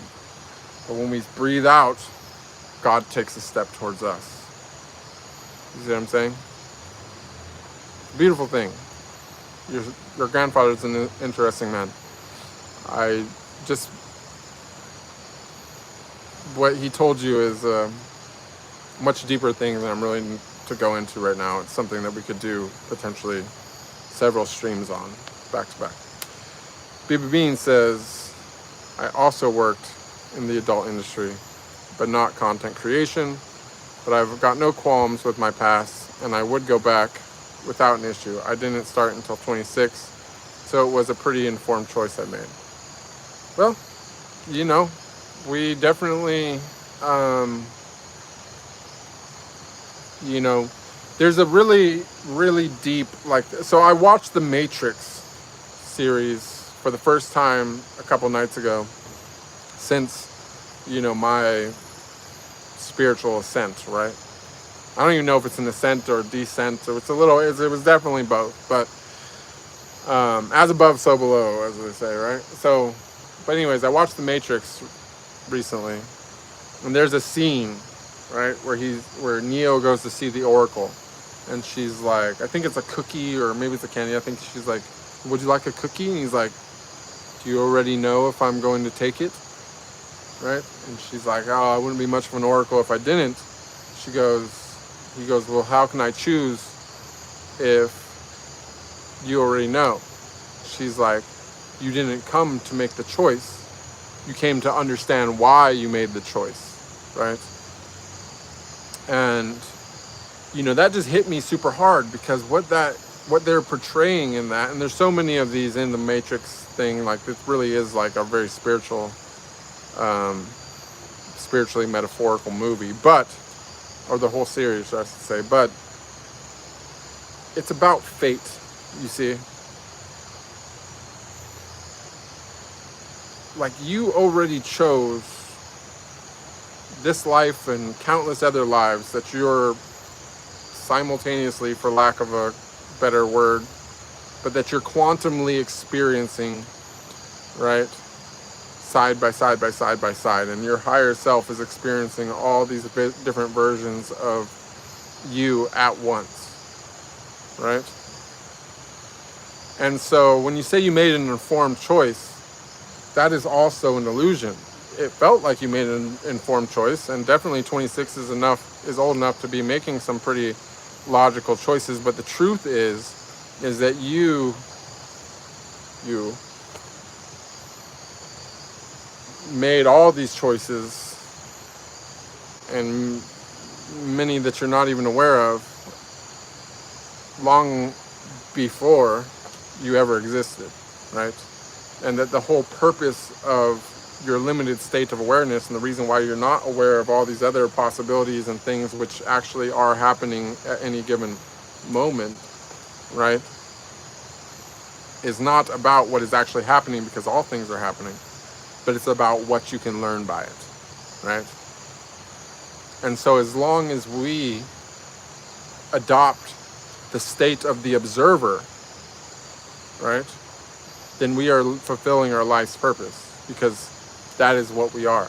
We are the eyes, the mouth, the nose, the hands, the skin, you know what I'm saying? We are the very fabric of that which gives us existence, right? And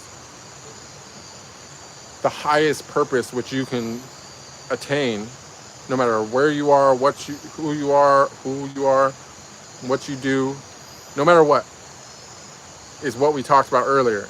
And that's to be consciously aware of all things as much as possible at all times. Don't do anything unconsciously, right? No matter what you do, whether it takes a bite of food, a sip of water, drive down the car, put gas in your tank, walk on the street, you know what I'm saying? No matter what you do, you speak to somebody, you think, to be consciously aware of what you're doing, right? You might say, oh, what does what I think have to do with anything? What does what I think have to do with anyone else? Well, let me tell you. And I'm going to use a word which I don't personally like, but which is the easiest word to use right now, is that it matters to God. Because you are a thought in God's mind. In the same way that you have an angel and a devil on your shoulder, right? And that you're stuck in this, tug of war between this succumbing to the devil's intrusive thoughts and, using wisdom to follow the angel's advice, right? The same thing is happening for God on an inexplicably larger scale, right? And so if you want to be a co-creator in this world, right, in the reality that we're experiencing as kind of a joint hallucination of some sort, right, this dream that we're all experiencing from multiple states of awareness, right, then you should try to be the angel on God's shoulder rather than the devil, because you're created in this part of, a lot of dogma is true, is that you are created in your creator's image. You're just a, fractalated thing that came off of that, right? And so while you have your angel and devil, we're all the angels and devils on the next level's shoulder, right? And the next level is also trying to listen to the angels more than the devils, right? And this is what's portrayed on some level in many dogmatic traditions and whatnot, but they just don't do a really good job of explaining it. So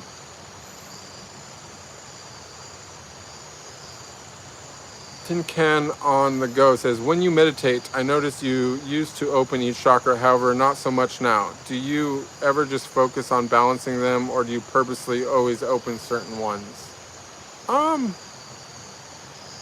There was a point when,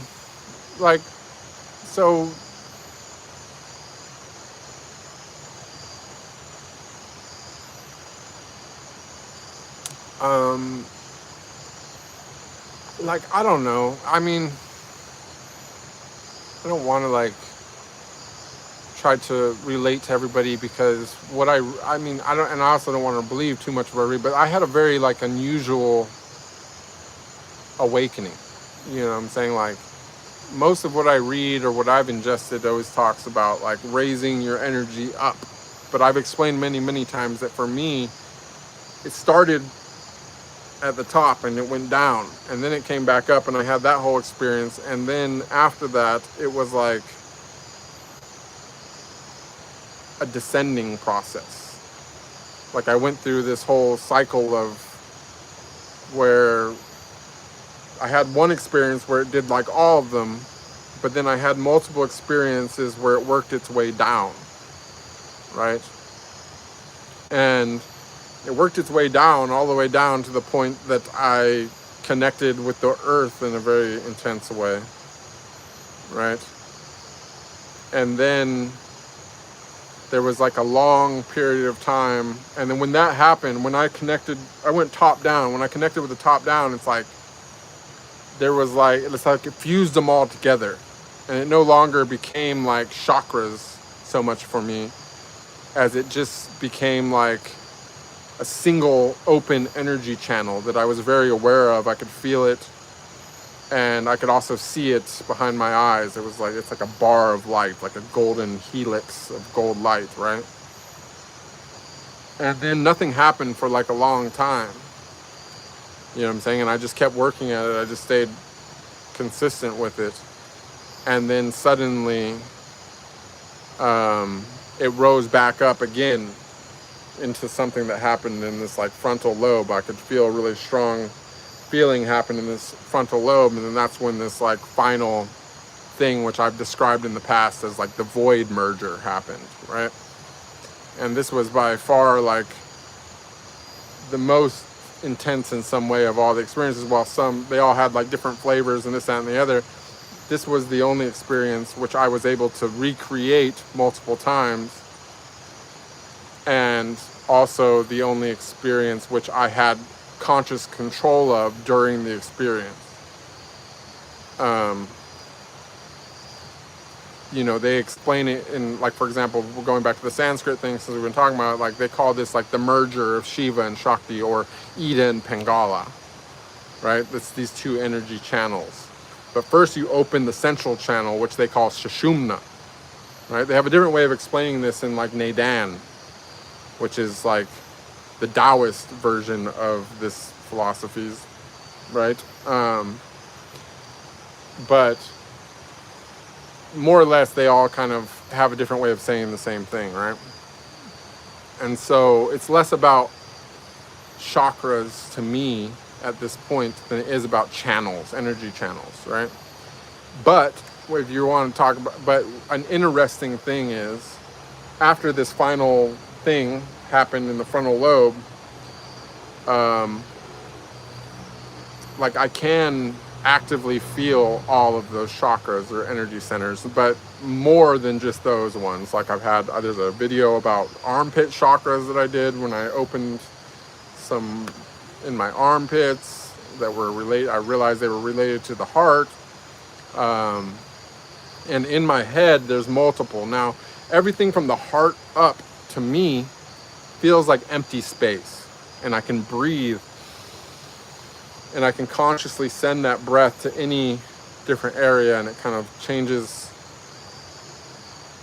you know, the way that my energy's moving or whatever. Now, if I send that breath into any of the lower chakras, they have completely different feelings than the upper ones.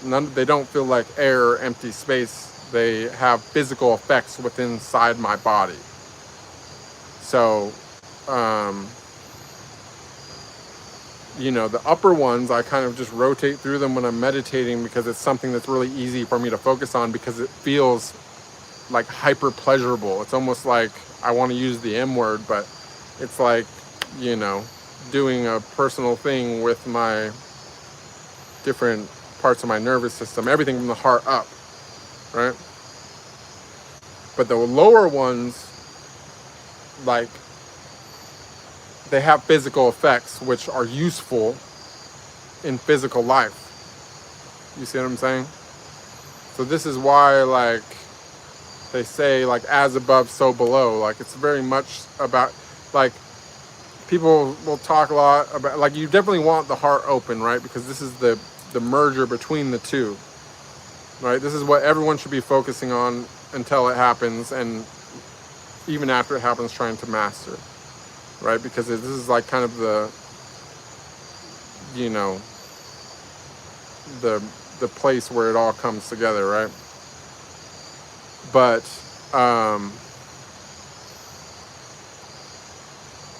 you know, what am I trying to say here? Don't discount the lower chakras, because they are very useful. But to me, in my own thought, and again, I've not really read or seen anyone else say this, but the main goal of the entire process is to unify the crown chakra and the root chakra. There's really nothing that I've experienced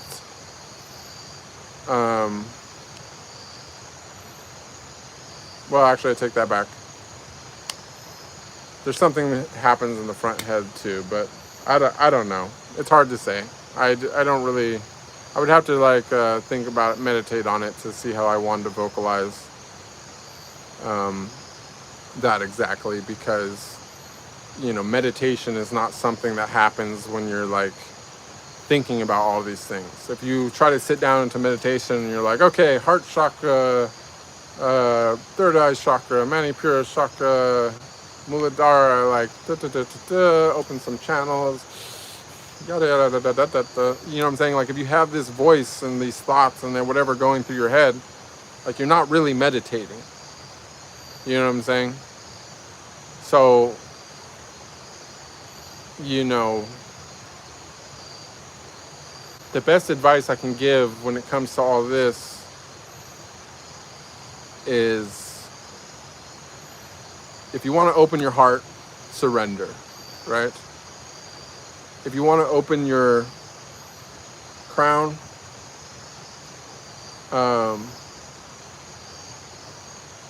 unlearn everything. Realize that you know nothing, like absolute zero. And if you want to open the root, you want to connect the root, combine, look it around, go into nature and see the beauty of it. See the beauty and the fact that the chaotic order. There's no better example of it.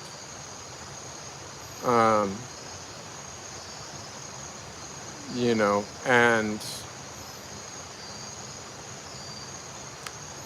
I don't know that I want to like push people. I don't know. There's like some things that I want to say, but I'm not sure if I should say. But truly, truly, truly meditate on and understand the words as above, so below. Because those are like some incredibly deep and meaningful words, right? And I don't know that you can actually understand that without a deeply mystical experience to support it and to give you that understanding. But I do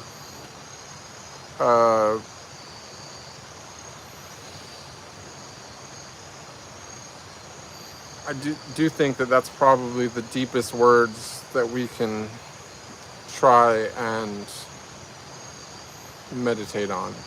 Oh, and the other one is, really, this one's in every religion, but no religion explains why. It's to love your enemies. If you can love your enemies, if you can try, and when I say enemies, I don't mean the people you don't like because of your ego that says, I don't like these people for whatever reason. I mean the people that truly wish you harm, right? For whatever reason. If you can love them, even no matter how hard it seems, the people that have hurt you, people that want to hurt you, the people that have wronged you, if you can find it in yourself not to even succeed in loving them, but to want to love them, that is probably one of the most powerful gateways to opening the heart chakra that you possibly can do. I don't know. I mean, it all, I would say that it all kind of just happened for me, like, intuitively. I didn't really mean to make anything happen. The only thing that I was able to recreate was after this final ascent back into my forehead, and, you know, for me it happened from like top down. So it's really hard for me to advise people how to do that, or even if they should, because while it's the only thing that I have experience with, it's not something that I've ever seen any other practice or person talk about or recommend. So I don't want to mislead anybody or have anyone do anything that could possibly hurt them, because what I do read a lot of is people talking about how dangerous Kundalini energy can actually be. And I don't want to, you know, while it ended up working all out for me, and Shiba, you're in a specific situation, and I do see you, don't think that I don't, and maybe it could work, you know, be a thing for you too, because you seem to be about that life. For the average person, you know, I have to be conscious that people will be watching this video later on. For the average person, like, my way is not realistic. You know what I'm saying? I mean, it's realistic in the sense of like, if you don't have kids or major people depending on you, you know, that if I could give up my career, which I enjoyed very much and was very lucrative for this journey, and in the end have no regrets about it, then anyone really can give up any kind of material, worldly bullshit if it's actually important to them to understand truth or to obtain their highest potential. Because your highest potential, I hate to tell you, no matter who you are, it's not monetary. And it's not something that your masters want you to do. Your highest potential is something internal, and it's not all psychological either. There's a lot of physical recalibration that goes into that as well. And yes, I do believe it could possibly be dangerous. But moral of the story, I know that wasn't the most bestly articulated thought that I ever did on stream, but there's a reason behind that. But the moral of the story is that as above, so below. Like, there's a lot of power in the earth, and it might be a completely different experience to connect downwards than it is to connect upwards, but it's not an evil thing. And ultimately, if you want to achieve the highest level, it happens when you connect those two things. When you connect the above to the below. And whether or not you go from the ground up or the up down, I don't have any experience going from the ground up, but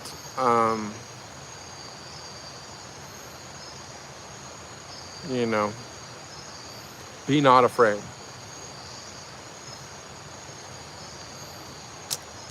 Pablo Singh says, karma, yoga, dharma, guru, reincarnation, chakra are usually loosely defined in the West, but your knowledge is deep. You know, it's because it's a lot. Most people can, if you go and read all these things, right? You go read any of those words: karma, yoga, dharma, guru, reincarnation, chakra.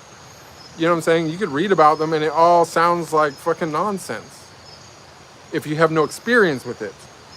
But if you've experienced all these things, right? If you've experienced remembering your past lives, right? If you've experienced retracting your senses or super senses or cities or whatever, if you have awoken the inner guru, if you have, you know what I'm saying, if the Om did what the Om does for you, you know what I'm saying, if you understand the reality that you existed before this body, you exist after this body because you actually got to, you know what I'm saying, obtain the wisdom of your past lives. And if you've actually ever felt a chakra open, or more than one chakra open, to the point that you became completely conscious of it, right?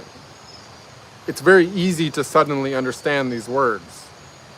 You know what I'm saying? Like, it doesn't take much to absorb a vocabulary when you're feeling things in your body and in your psychology, and you're watching yourself transform in ways that you don't have any vocabulary for, because they've hidden all this in the West. They don't want us to have a vocabulary for it because they don't want us to do it, because you can't subjugate a person that is awakened, right? They want people to be like Gucci, Fendi, Prada or whatever, you know what I'm saying? They don't want people to be like karma, yoga, fucking chakra, right? So, you know what I mean? But if you know what I'm saying, experience these things and you have no vocabulary for it, of course you become extremely thirsty for a way to describe them, and you can absorb this vocabulary very rapidly, in the same way that if you're lost in the desert and you suddenly come upon an oasis that you will probably drink very deeply from the waters. You know what I'm saying?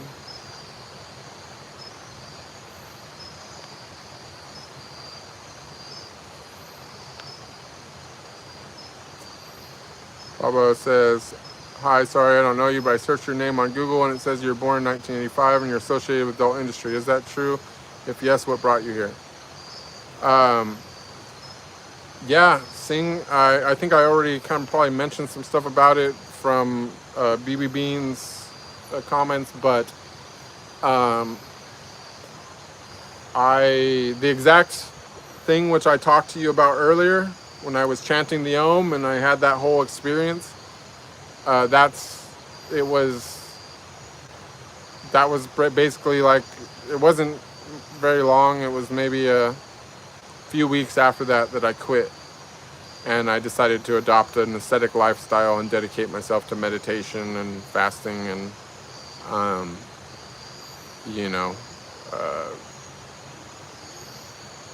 I just fell in love with Shakti,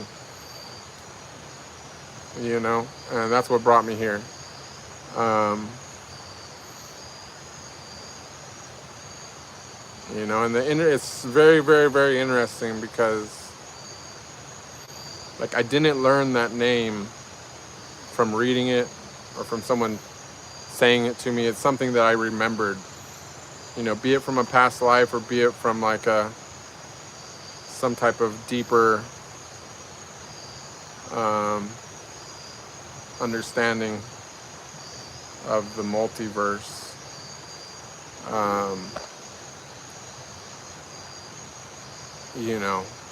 I had a realization that I exist for that. And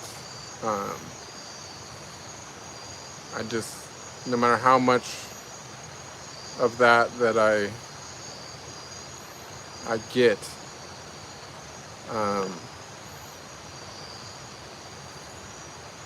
it's never enough. You know what I'm saying?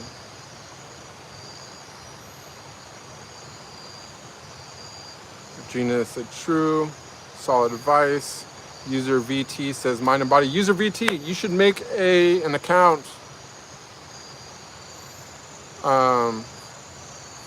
so that you can be an ongoing part of this channel. I don't know, maybe you do have an account, but sometimes I feel like when they use the generic names that it's just like a private browser thing. Maybe you might never be able to find us again. Pavel Singh says, what's your thought on Maya? Matrix is inspired from Maya concept that says what you see is not reality. Once you realize is all made up and illusion can be connected to upper being.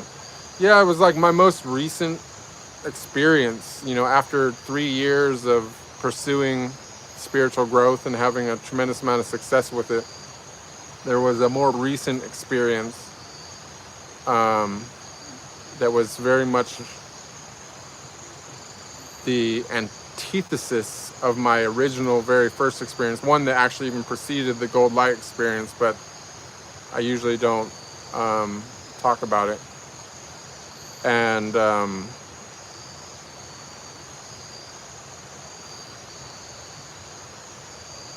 that showed me something that I just couldn't unsee, and yes, it does connect you to it connects you to something. But yeah, the Matrix is deep. Very much,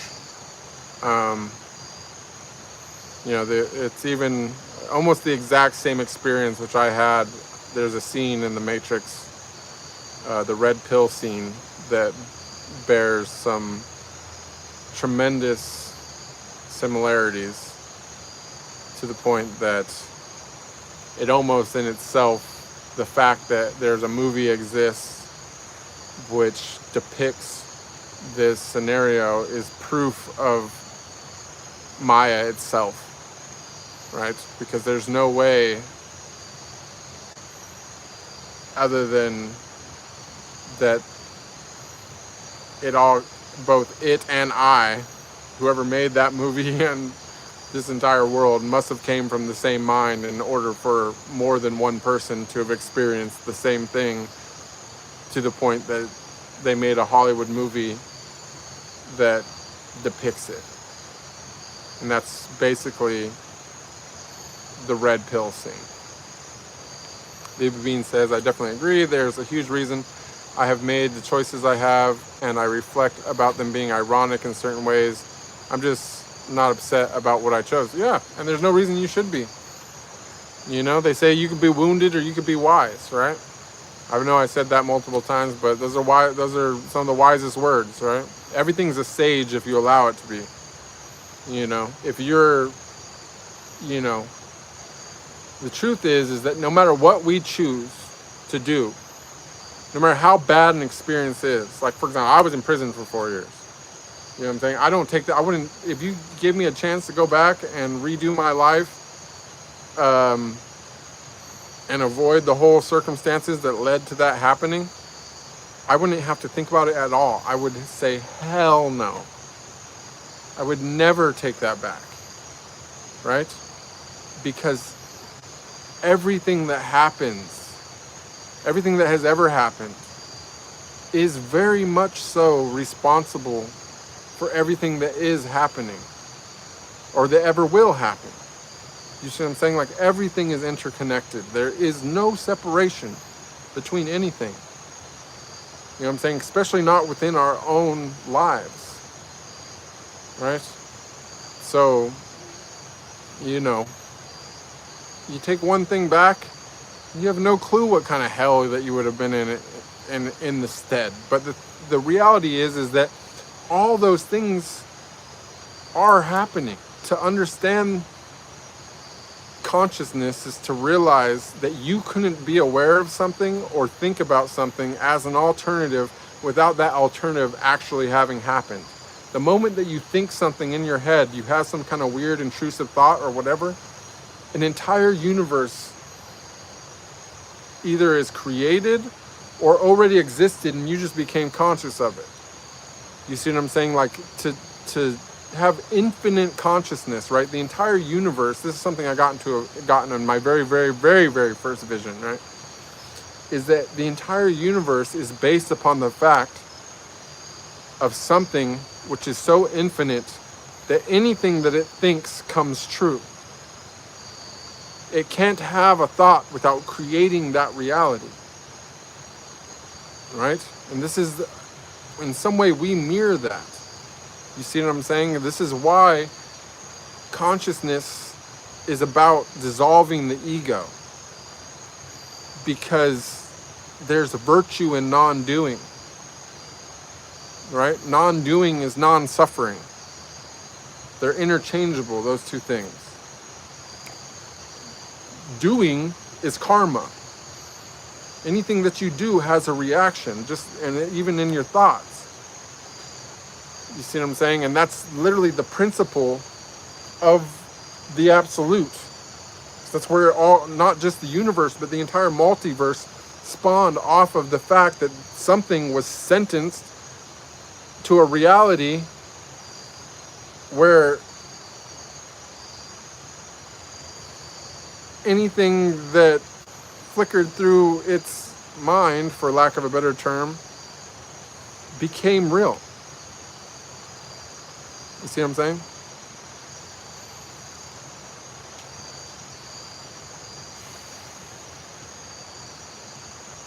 Ketty says, that's a truly incredible to witness. It's wonderful to see such a display of bravery and confidence. What an inspiring moment to observe, but certainly a remarkable achievement.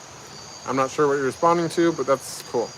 That's Girl says, that scene in The Matrix is one of my favorites. It reminds me of the story of Abraham and his son Isaac in the Bible. God knew he would sacrifice his son for him, but he wanted Abraham to know it too. Yeah, you know, there's a lot. The Bible is definitely, it was made in the same spirit. You know what I'm saying? When we realize that it's done over and over and over and over again, we can stop throwing so much weight to something just because it's old, and we can start giving more weight to something because it's new. You see what I'm saying? The Bible just being old, and we don't even really know how old it is. We have to, for us to say the Bible is old, we have to trust the timeline. We have to believe that we really are 2026 years after the event that happened in that book. And that's kind of like, oh, we just happen to only have one book that goes back that far? Every other book is gone. And we're going to believe that we got this one book that accurately depicts the history of the exact last 2026 years that's tied to our present calendar. Like, we're going to really believe that, you know what I'm saying, everything is that, you know what I'm saying? Like, there's nothing sus about that at all. You know what I'm saying? I personally am not going for it. You know what I'm saying? Now, that doesn't mean that there's not wisdom in there, and there's not the same kind of analogies and whatever, you know, stuff in there. But I don't view, for example, the Bible as superior to the Matrix. Doesn't mean that I worship the Matrix, or that I'm going to stand on the Matrix and be like, oh, that's like, you can't talk me down from the Matrix. That's truth, and that's the only truth. It doesn't mean I'm going to do that. But it does a better job, in my view, of portraying it in a modern way so that people can understand it. But it's not just the Matrix. It's in all kinds of things. It's in the Matrix. It's in Westworld. It's in even the 100. It's a corny show, not even a high production value, but it's there. You know what I'm saying? Like, they show us over and over and over and over again in so many modern ways, right? And then people are sitting there and they got their Bible and they're like, but this is gospel. It's 2026 AD. That means after death. After whose death? Christ's death. Sorry, I'm not like condescending anyone, but I'm just saying is like, you know what I'm saying? Like, it just is too, it's just, you know, don't believe nothing. Not even the date. You know what I'm saying? Like, the fact that we don't really have almost any access to our history, even like 400 years back, 500 years back. It's like all of a sudden, like 400 or 500 years back, it's just like, we don't really know what was going on. Like, we have historians, but yet we don't even have like accurate current news. Like, we don't know what the hell's going on today, right now, when everybody's got a phone and a camera, but now we're like, oh, it could be AI. I'm not even sure if that's real. We have no clue what's going on right now in the present day.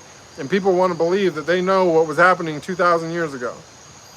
And when we happen to hold on to this book that's attached to our current date and that this is the truth. You know what I'm saying? When instead, what you could look at it as, like, in Hinduism, they have things called tantras, right? Like, to me, the Bible is a tantra. Not because you're supposed to do what Jesus said, or like the gospel is like that, it's, you know what I'm saying, the law, right? Or even going to the Old Testament being like the 10 Commandments, this is like what you have to do or you're going to go to hell. But rather I look at it as a tantra, but it's a multi-layered tantra. You know what I'm saying? Whereas the unawakened mind, the unenlightened person reads the book and goes, okay, this is what Jesus told us to do. This is what I should do. Turn the other cheek, right? But the person that wants to awaken, right? The person that wants to become like Christ instead does what Christ does, not what Christ says. He does as he does, not as he says. You know what I'm saying? You go through the entire process of living your life like Christ, not just like Christ. There's many characters in the Bible, both the New Testament and the Old Testament, that if you follow their life and act that out, you know what I'm saying? If you want to be a savage, you can go be Job. You know what I'm saying? Go live out Job's life. That's horrible. You know what I'm saying? But will you become awakened at the end? Yeah, you will.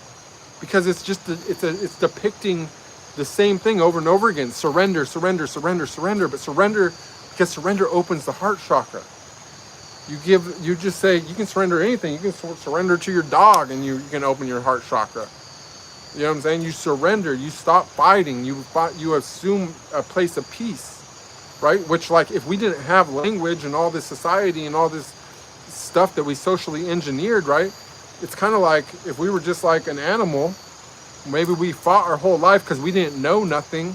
We were just trying to get a meal. We wanted to eat. We were serving our lower impulses, right? And we were wandering around picking berries and whatever. And maybe we found like some bugs and whatever, you know what I'm saying? Like we hung out next to a fruit tree, but then the season changed and we're like, oh damn, the fruit tree's done. Now what do we do? Okay, no, hardship. I'm fasting.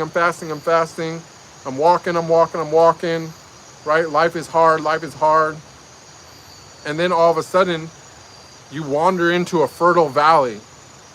And there's so much different stuff that there's abundant food and fresh water and everything that you need every day, all year round. And finally, you just get to chill back and you get to chill, right? You say, life's not that bad. Like, I don't gotta try so hard. I can just surrender, like, well, whatever. Something, like, this is so good that, you know what? I'm cool. Like, if it all goes to hell, like, whatever, take me. I lived a good life, right? Finding that peace, right? That's when this third phase of human development would normally happen. Like, you know, normally you're a kid, you don't know nothing. Hopefully you got some parents to help keep you alive, this and the other. Then you go through puberty, all of a sudden you start thinking for yourself, but you don't know shit, not nearly as much as you think you know, so you make a bunch of mistakes, this, that, and the other, right? But like modern society has engineered it, right? So that we don't hit the third phase, where all the dormant brain cells and everything else waking up, where the nervous system remaps itself, where we realize what we actually are, right? Because it's engineered that way, right?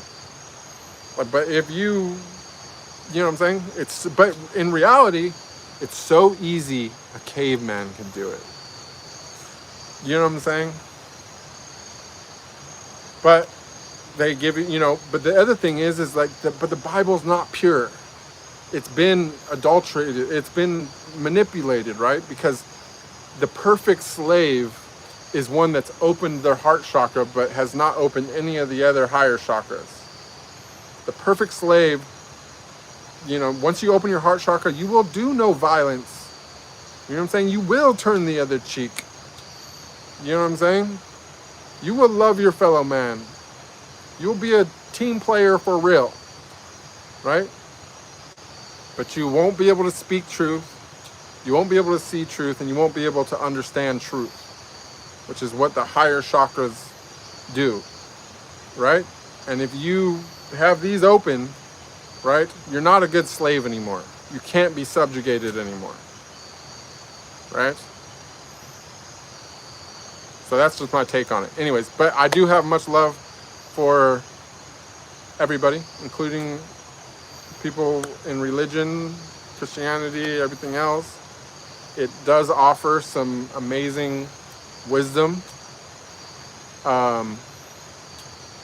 But sadly, the people teaching from the Bible, most of them are not teaching it from a place of knowing. They're reading words without having had the experiences that required to understand what they're actually reading. And so for that reason, for the unenlightened person, there are better examples of that truth in even modern television and series and TV shows and all kinds of things. YouTube, whatever. You know what I'm saying? There's better examples of it. Now, if you're, you know what I'm saying, you've already blown open all your upper chakras and everything else, and you want to go and break down the Bible, like, that's great. Do it. It's got everything. It's got so much wisdom for you, right? You'll be able to see right through the things that were meant to subjugate the unawakened.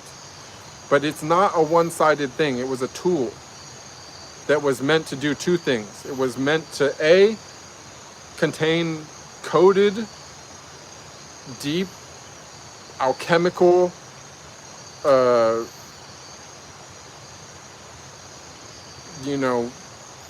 knowledge that can be used for awakening to somebody that's already achieved the level of consciousness required to understand it.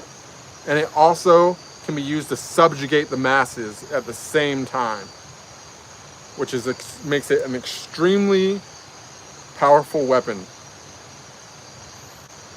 for multiple purposes. It's an amazing piece of work. Whoever did that was like, oh, all the people there. It was a group effort, no doubt. But it's a masterpiece. It's just not what most people think it is. The Bean says, things are meant to happen in certain ways and events become a chain reaction. That's true. That is true. But the thing is that everything's happening. All those other versions, those are happening too, right? But your emotions, right, are just the dial. You're just tuning in to the reality that you want to experience on your own eye line, on your own timeline. It's like a choose your own adventure book or something. You know what I'm saying? If you turn that switch down, watch. Shit gets ugly quick. Not just for you, but everyone around you as well. You turn that dial up, whoop, all of a sudden everyone's life is good. Not just yours, everyone around you as well. It sounds woo, but it's true. Sometimes the woo is true.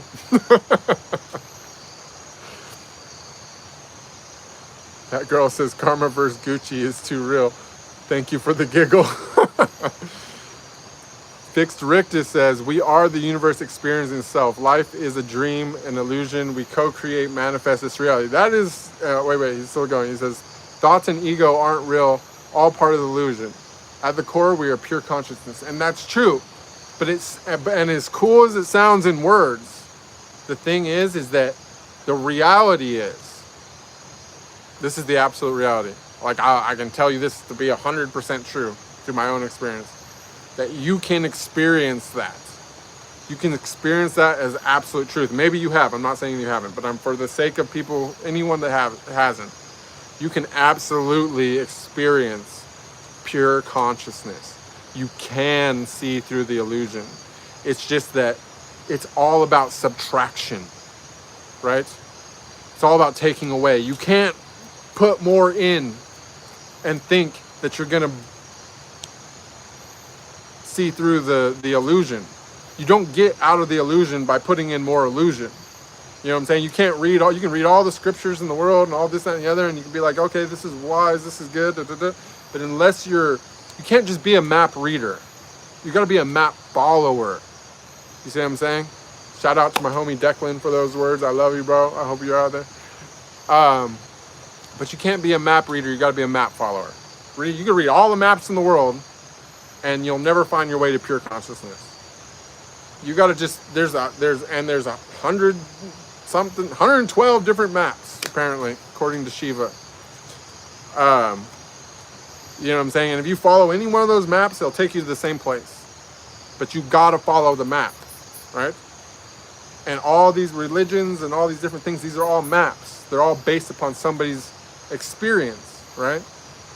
And if it's a good map, it's an experience that can be recreated, right? That's the best map, the one that's actually doable. The map that doesn't go through fire and brimstone and lava, and you don't have to walk through poisonous snakes and alligator infested swamps and shit. That's the map you want. You want the map that just goes down a road straight there, right? There's all kinds of all kinds of ways to get there, right? Some are more perilous than others, right? Like, my map is not the greatest map.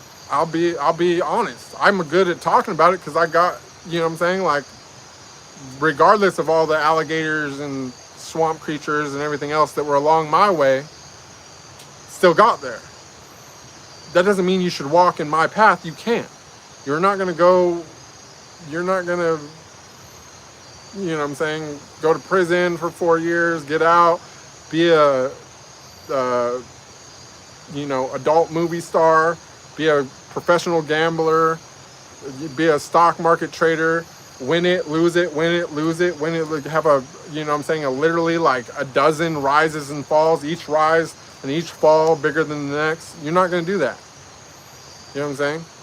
If you do that, then maybe all you got to do is just chant the Om one time and off you go. But it's not a good map. You see what I'm saying? Like maybe I'm a good person to tell you how to prep, like what workouts to do and all that to prepare to go walk a journey, right? Or I could say, you know what, like I went this way, but if I knew what I knew now, I would have gone that way. I could do that for you, but you can't walk my map. You see what I'm saying? And it's debatable if you can walk Jesus's map. It's debatable if you can walk Buddha's map. It's debatable if you can walk Muhammad's map. It's debatable if you could walk Shiva's map. You know what I'm saying? It's debatable. Maybe you can. Some journeys are going to take longer than others. Like if I was going to tell you to walk a map, I'd tell you, you know what?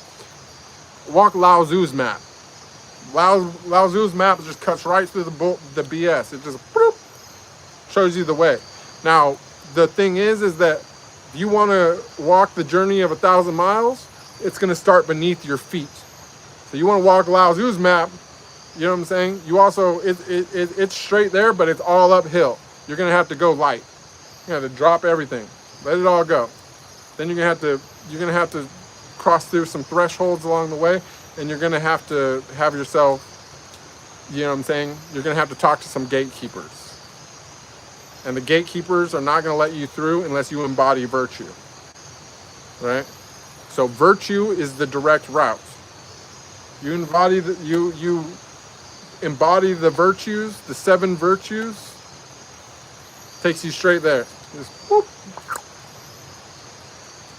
At least that's the way I see it. You know what I'm saying? If I would have known that was a way, I would have gone that way. But I got there. We're here now. And you know what I'm saying? Daniel, thank you for subscribing. Just to make a missing link comment. We made it through almost the whole stream without one. You're that guy. Alchemist says, greetings, Bruce. Any chance of you adding more shows during the week? Would definitely be interested. Possibly. I've been thinking about, I'm about to go into retreat soon. Okay. Now, what I will say, since we're talking about maps, and if you want to kind of understand a little bit more about what I'm saying right now, and you want to see the whole thing, you know what I'm saying? Remember right now what you're talking to. Remember the person you're talking to and the things this person's saying. Now, what you can do, once you've absorbed the current state, right, of the person that you're watching right now, is that you can go back to the very beginning. All the streams are free now. I put them all in new playlists. There's a playlist on my thing called The Great Work that will play the whole videos in chronological order, and watch it all from start, from even before the start. You know what I'm saying? Watch who I was before, watch when it happened, and then watch all the progress along the way. I talk about the whole thing, every step of the way, the whole thing, right? And that is going to be a major undertaking, but for sure it could keep you busy during the week if you're interested and you want to see how it got here. And I definitely will consider making some more during the week. I'm also going to consider possibly sharing some moments from my retreat that I'm about to go into.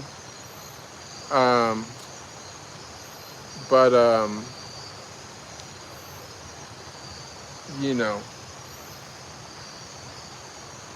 we'll see what happens. Right now, this is what we're doing. this is the other thing, you guys. I just put summaries, chapter markers, timestamps, all that stuff in every single video. So it definitely is worth a look if you want to see what we've been up to for the last 3 years. It was a 3-year journey to get here. Steve Bean says, I used to want my suffering undone when I was very young. It made me feel not normal, but as it brought me to be the sort of person that I'm proud of within myself, I wouldn't trade it now. Even though past suffering does still negatively affect me in ways presently, I still feel I wouldn't have the positive qualities I have without it. Suffering is very powerful, and I gotta break it to you. I'm sure you know this, honestly. I'm gonna preach to the choir for a second, but for the sake of other people who don't know, nobody makes it through life without suffering. You know what I'm saying? We're going to go back to the Sanskrit again. Samsara. Okay? They got a word for it. It means the cycle of suffering. That's what it's all about, baby. We got to suffer. You know what I'm saying? But without only with it's the same thing as like, you know what I'm saying? Like, if you never tasted bitterness, could you truly appreciate sweetness? If all you ever had was sweetness, you never tasted anything else, you might become bored of it. You would never truly appreciate it, right? But if you do it the other way around, if all you ever had was lemons, right? And one day you have a tangerine. Your whole life has changed. All of a sudden you realize there's tangerines, right? All you ever had was lemons. You thought it was normal. One day you tasted a tangerine and you're like, there is a God.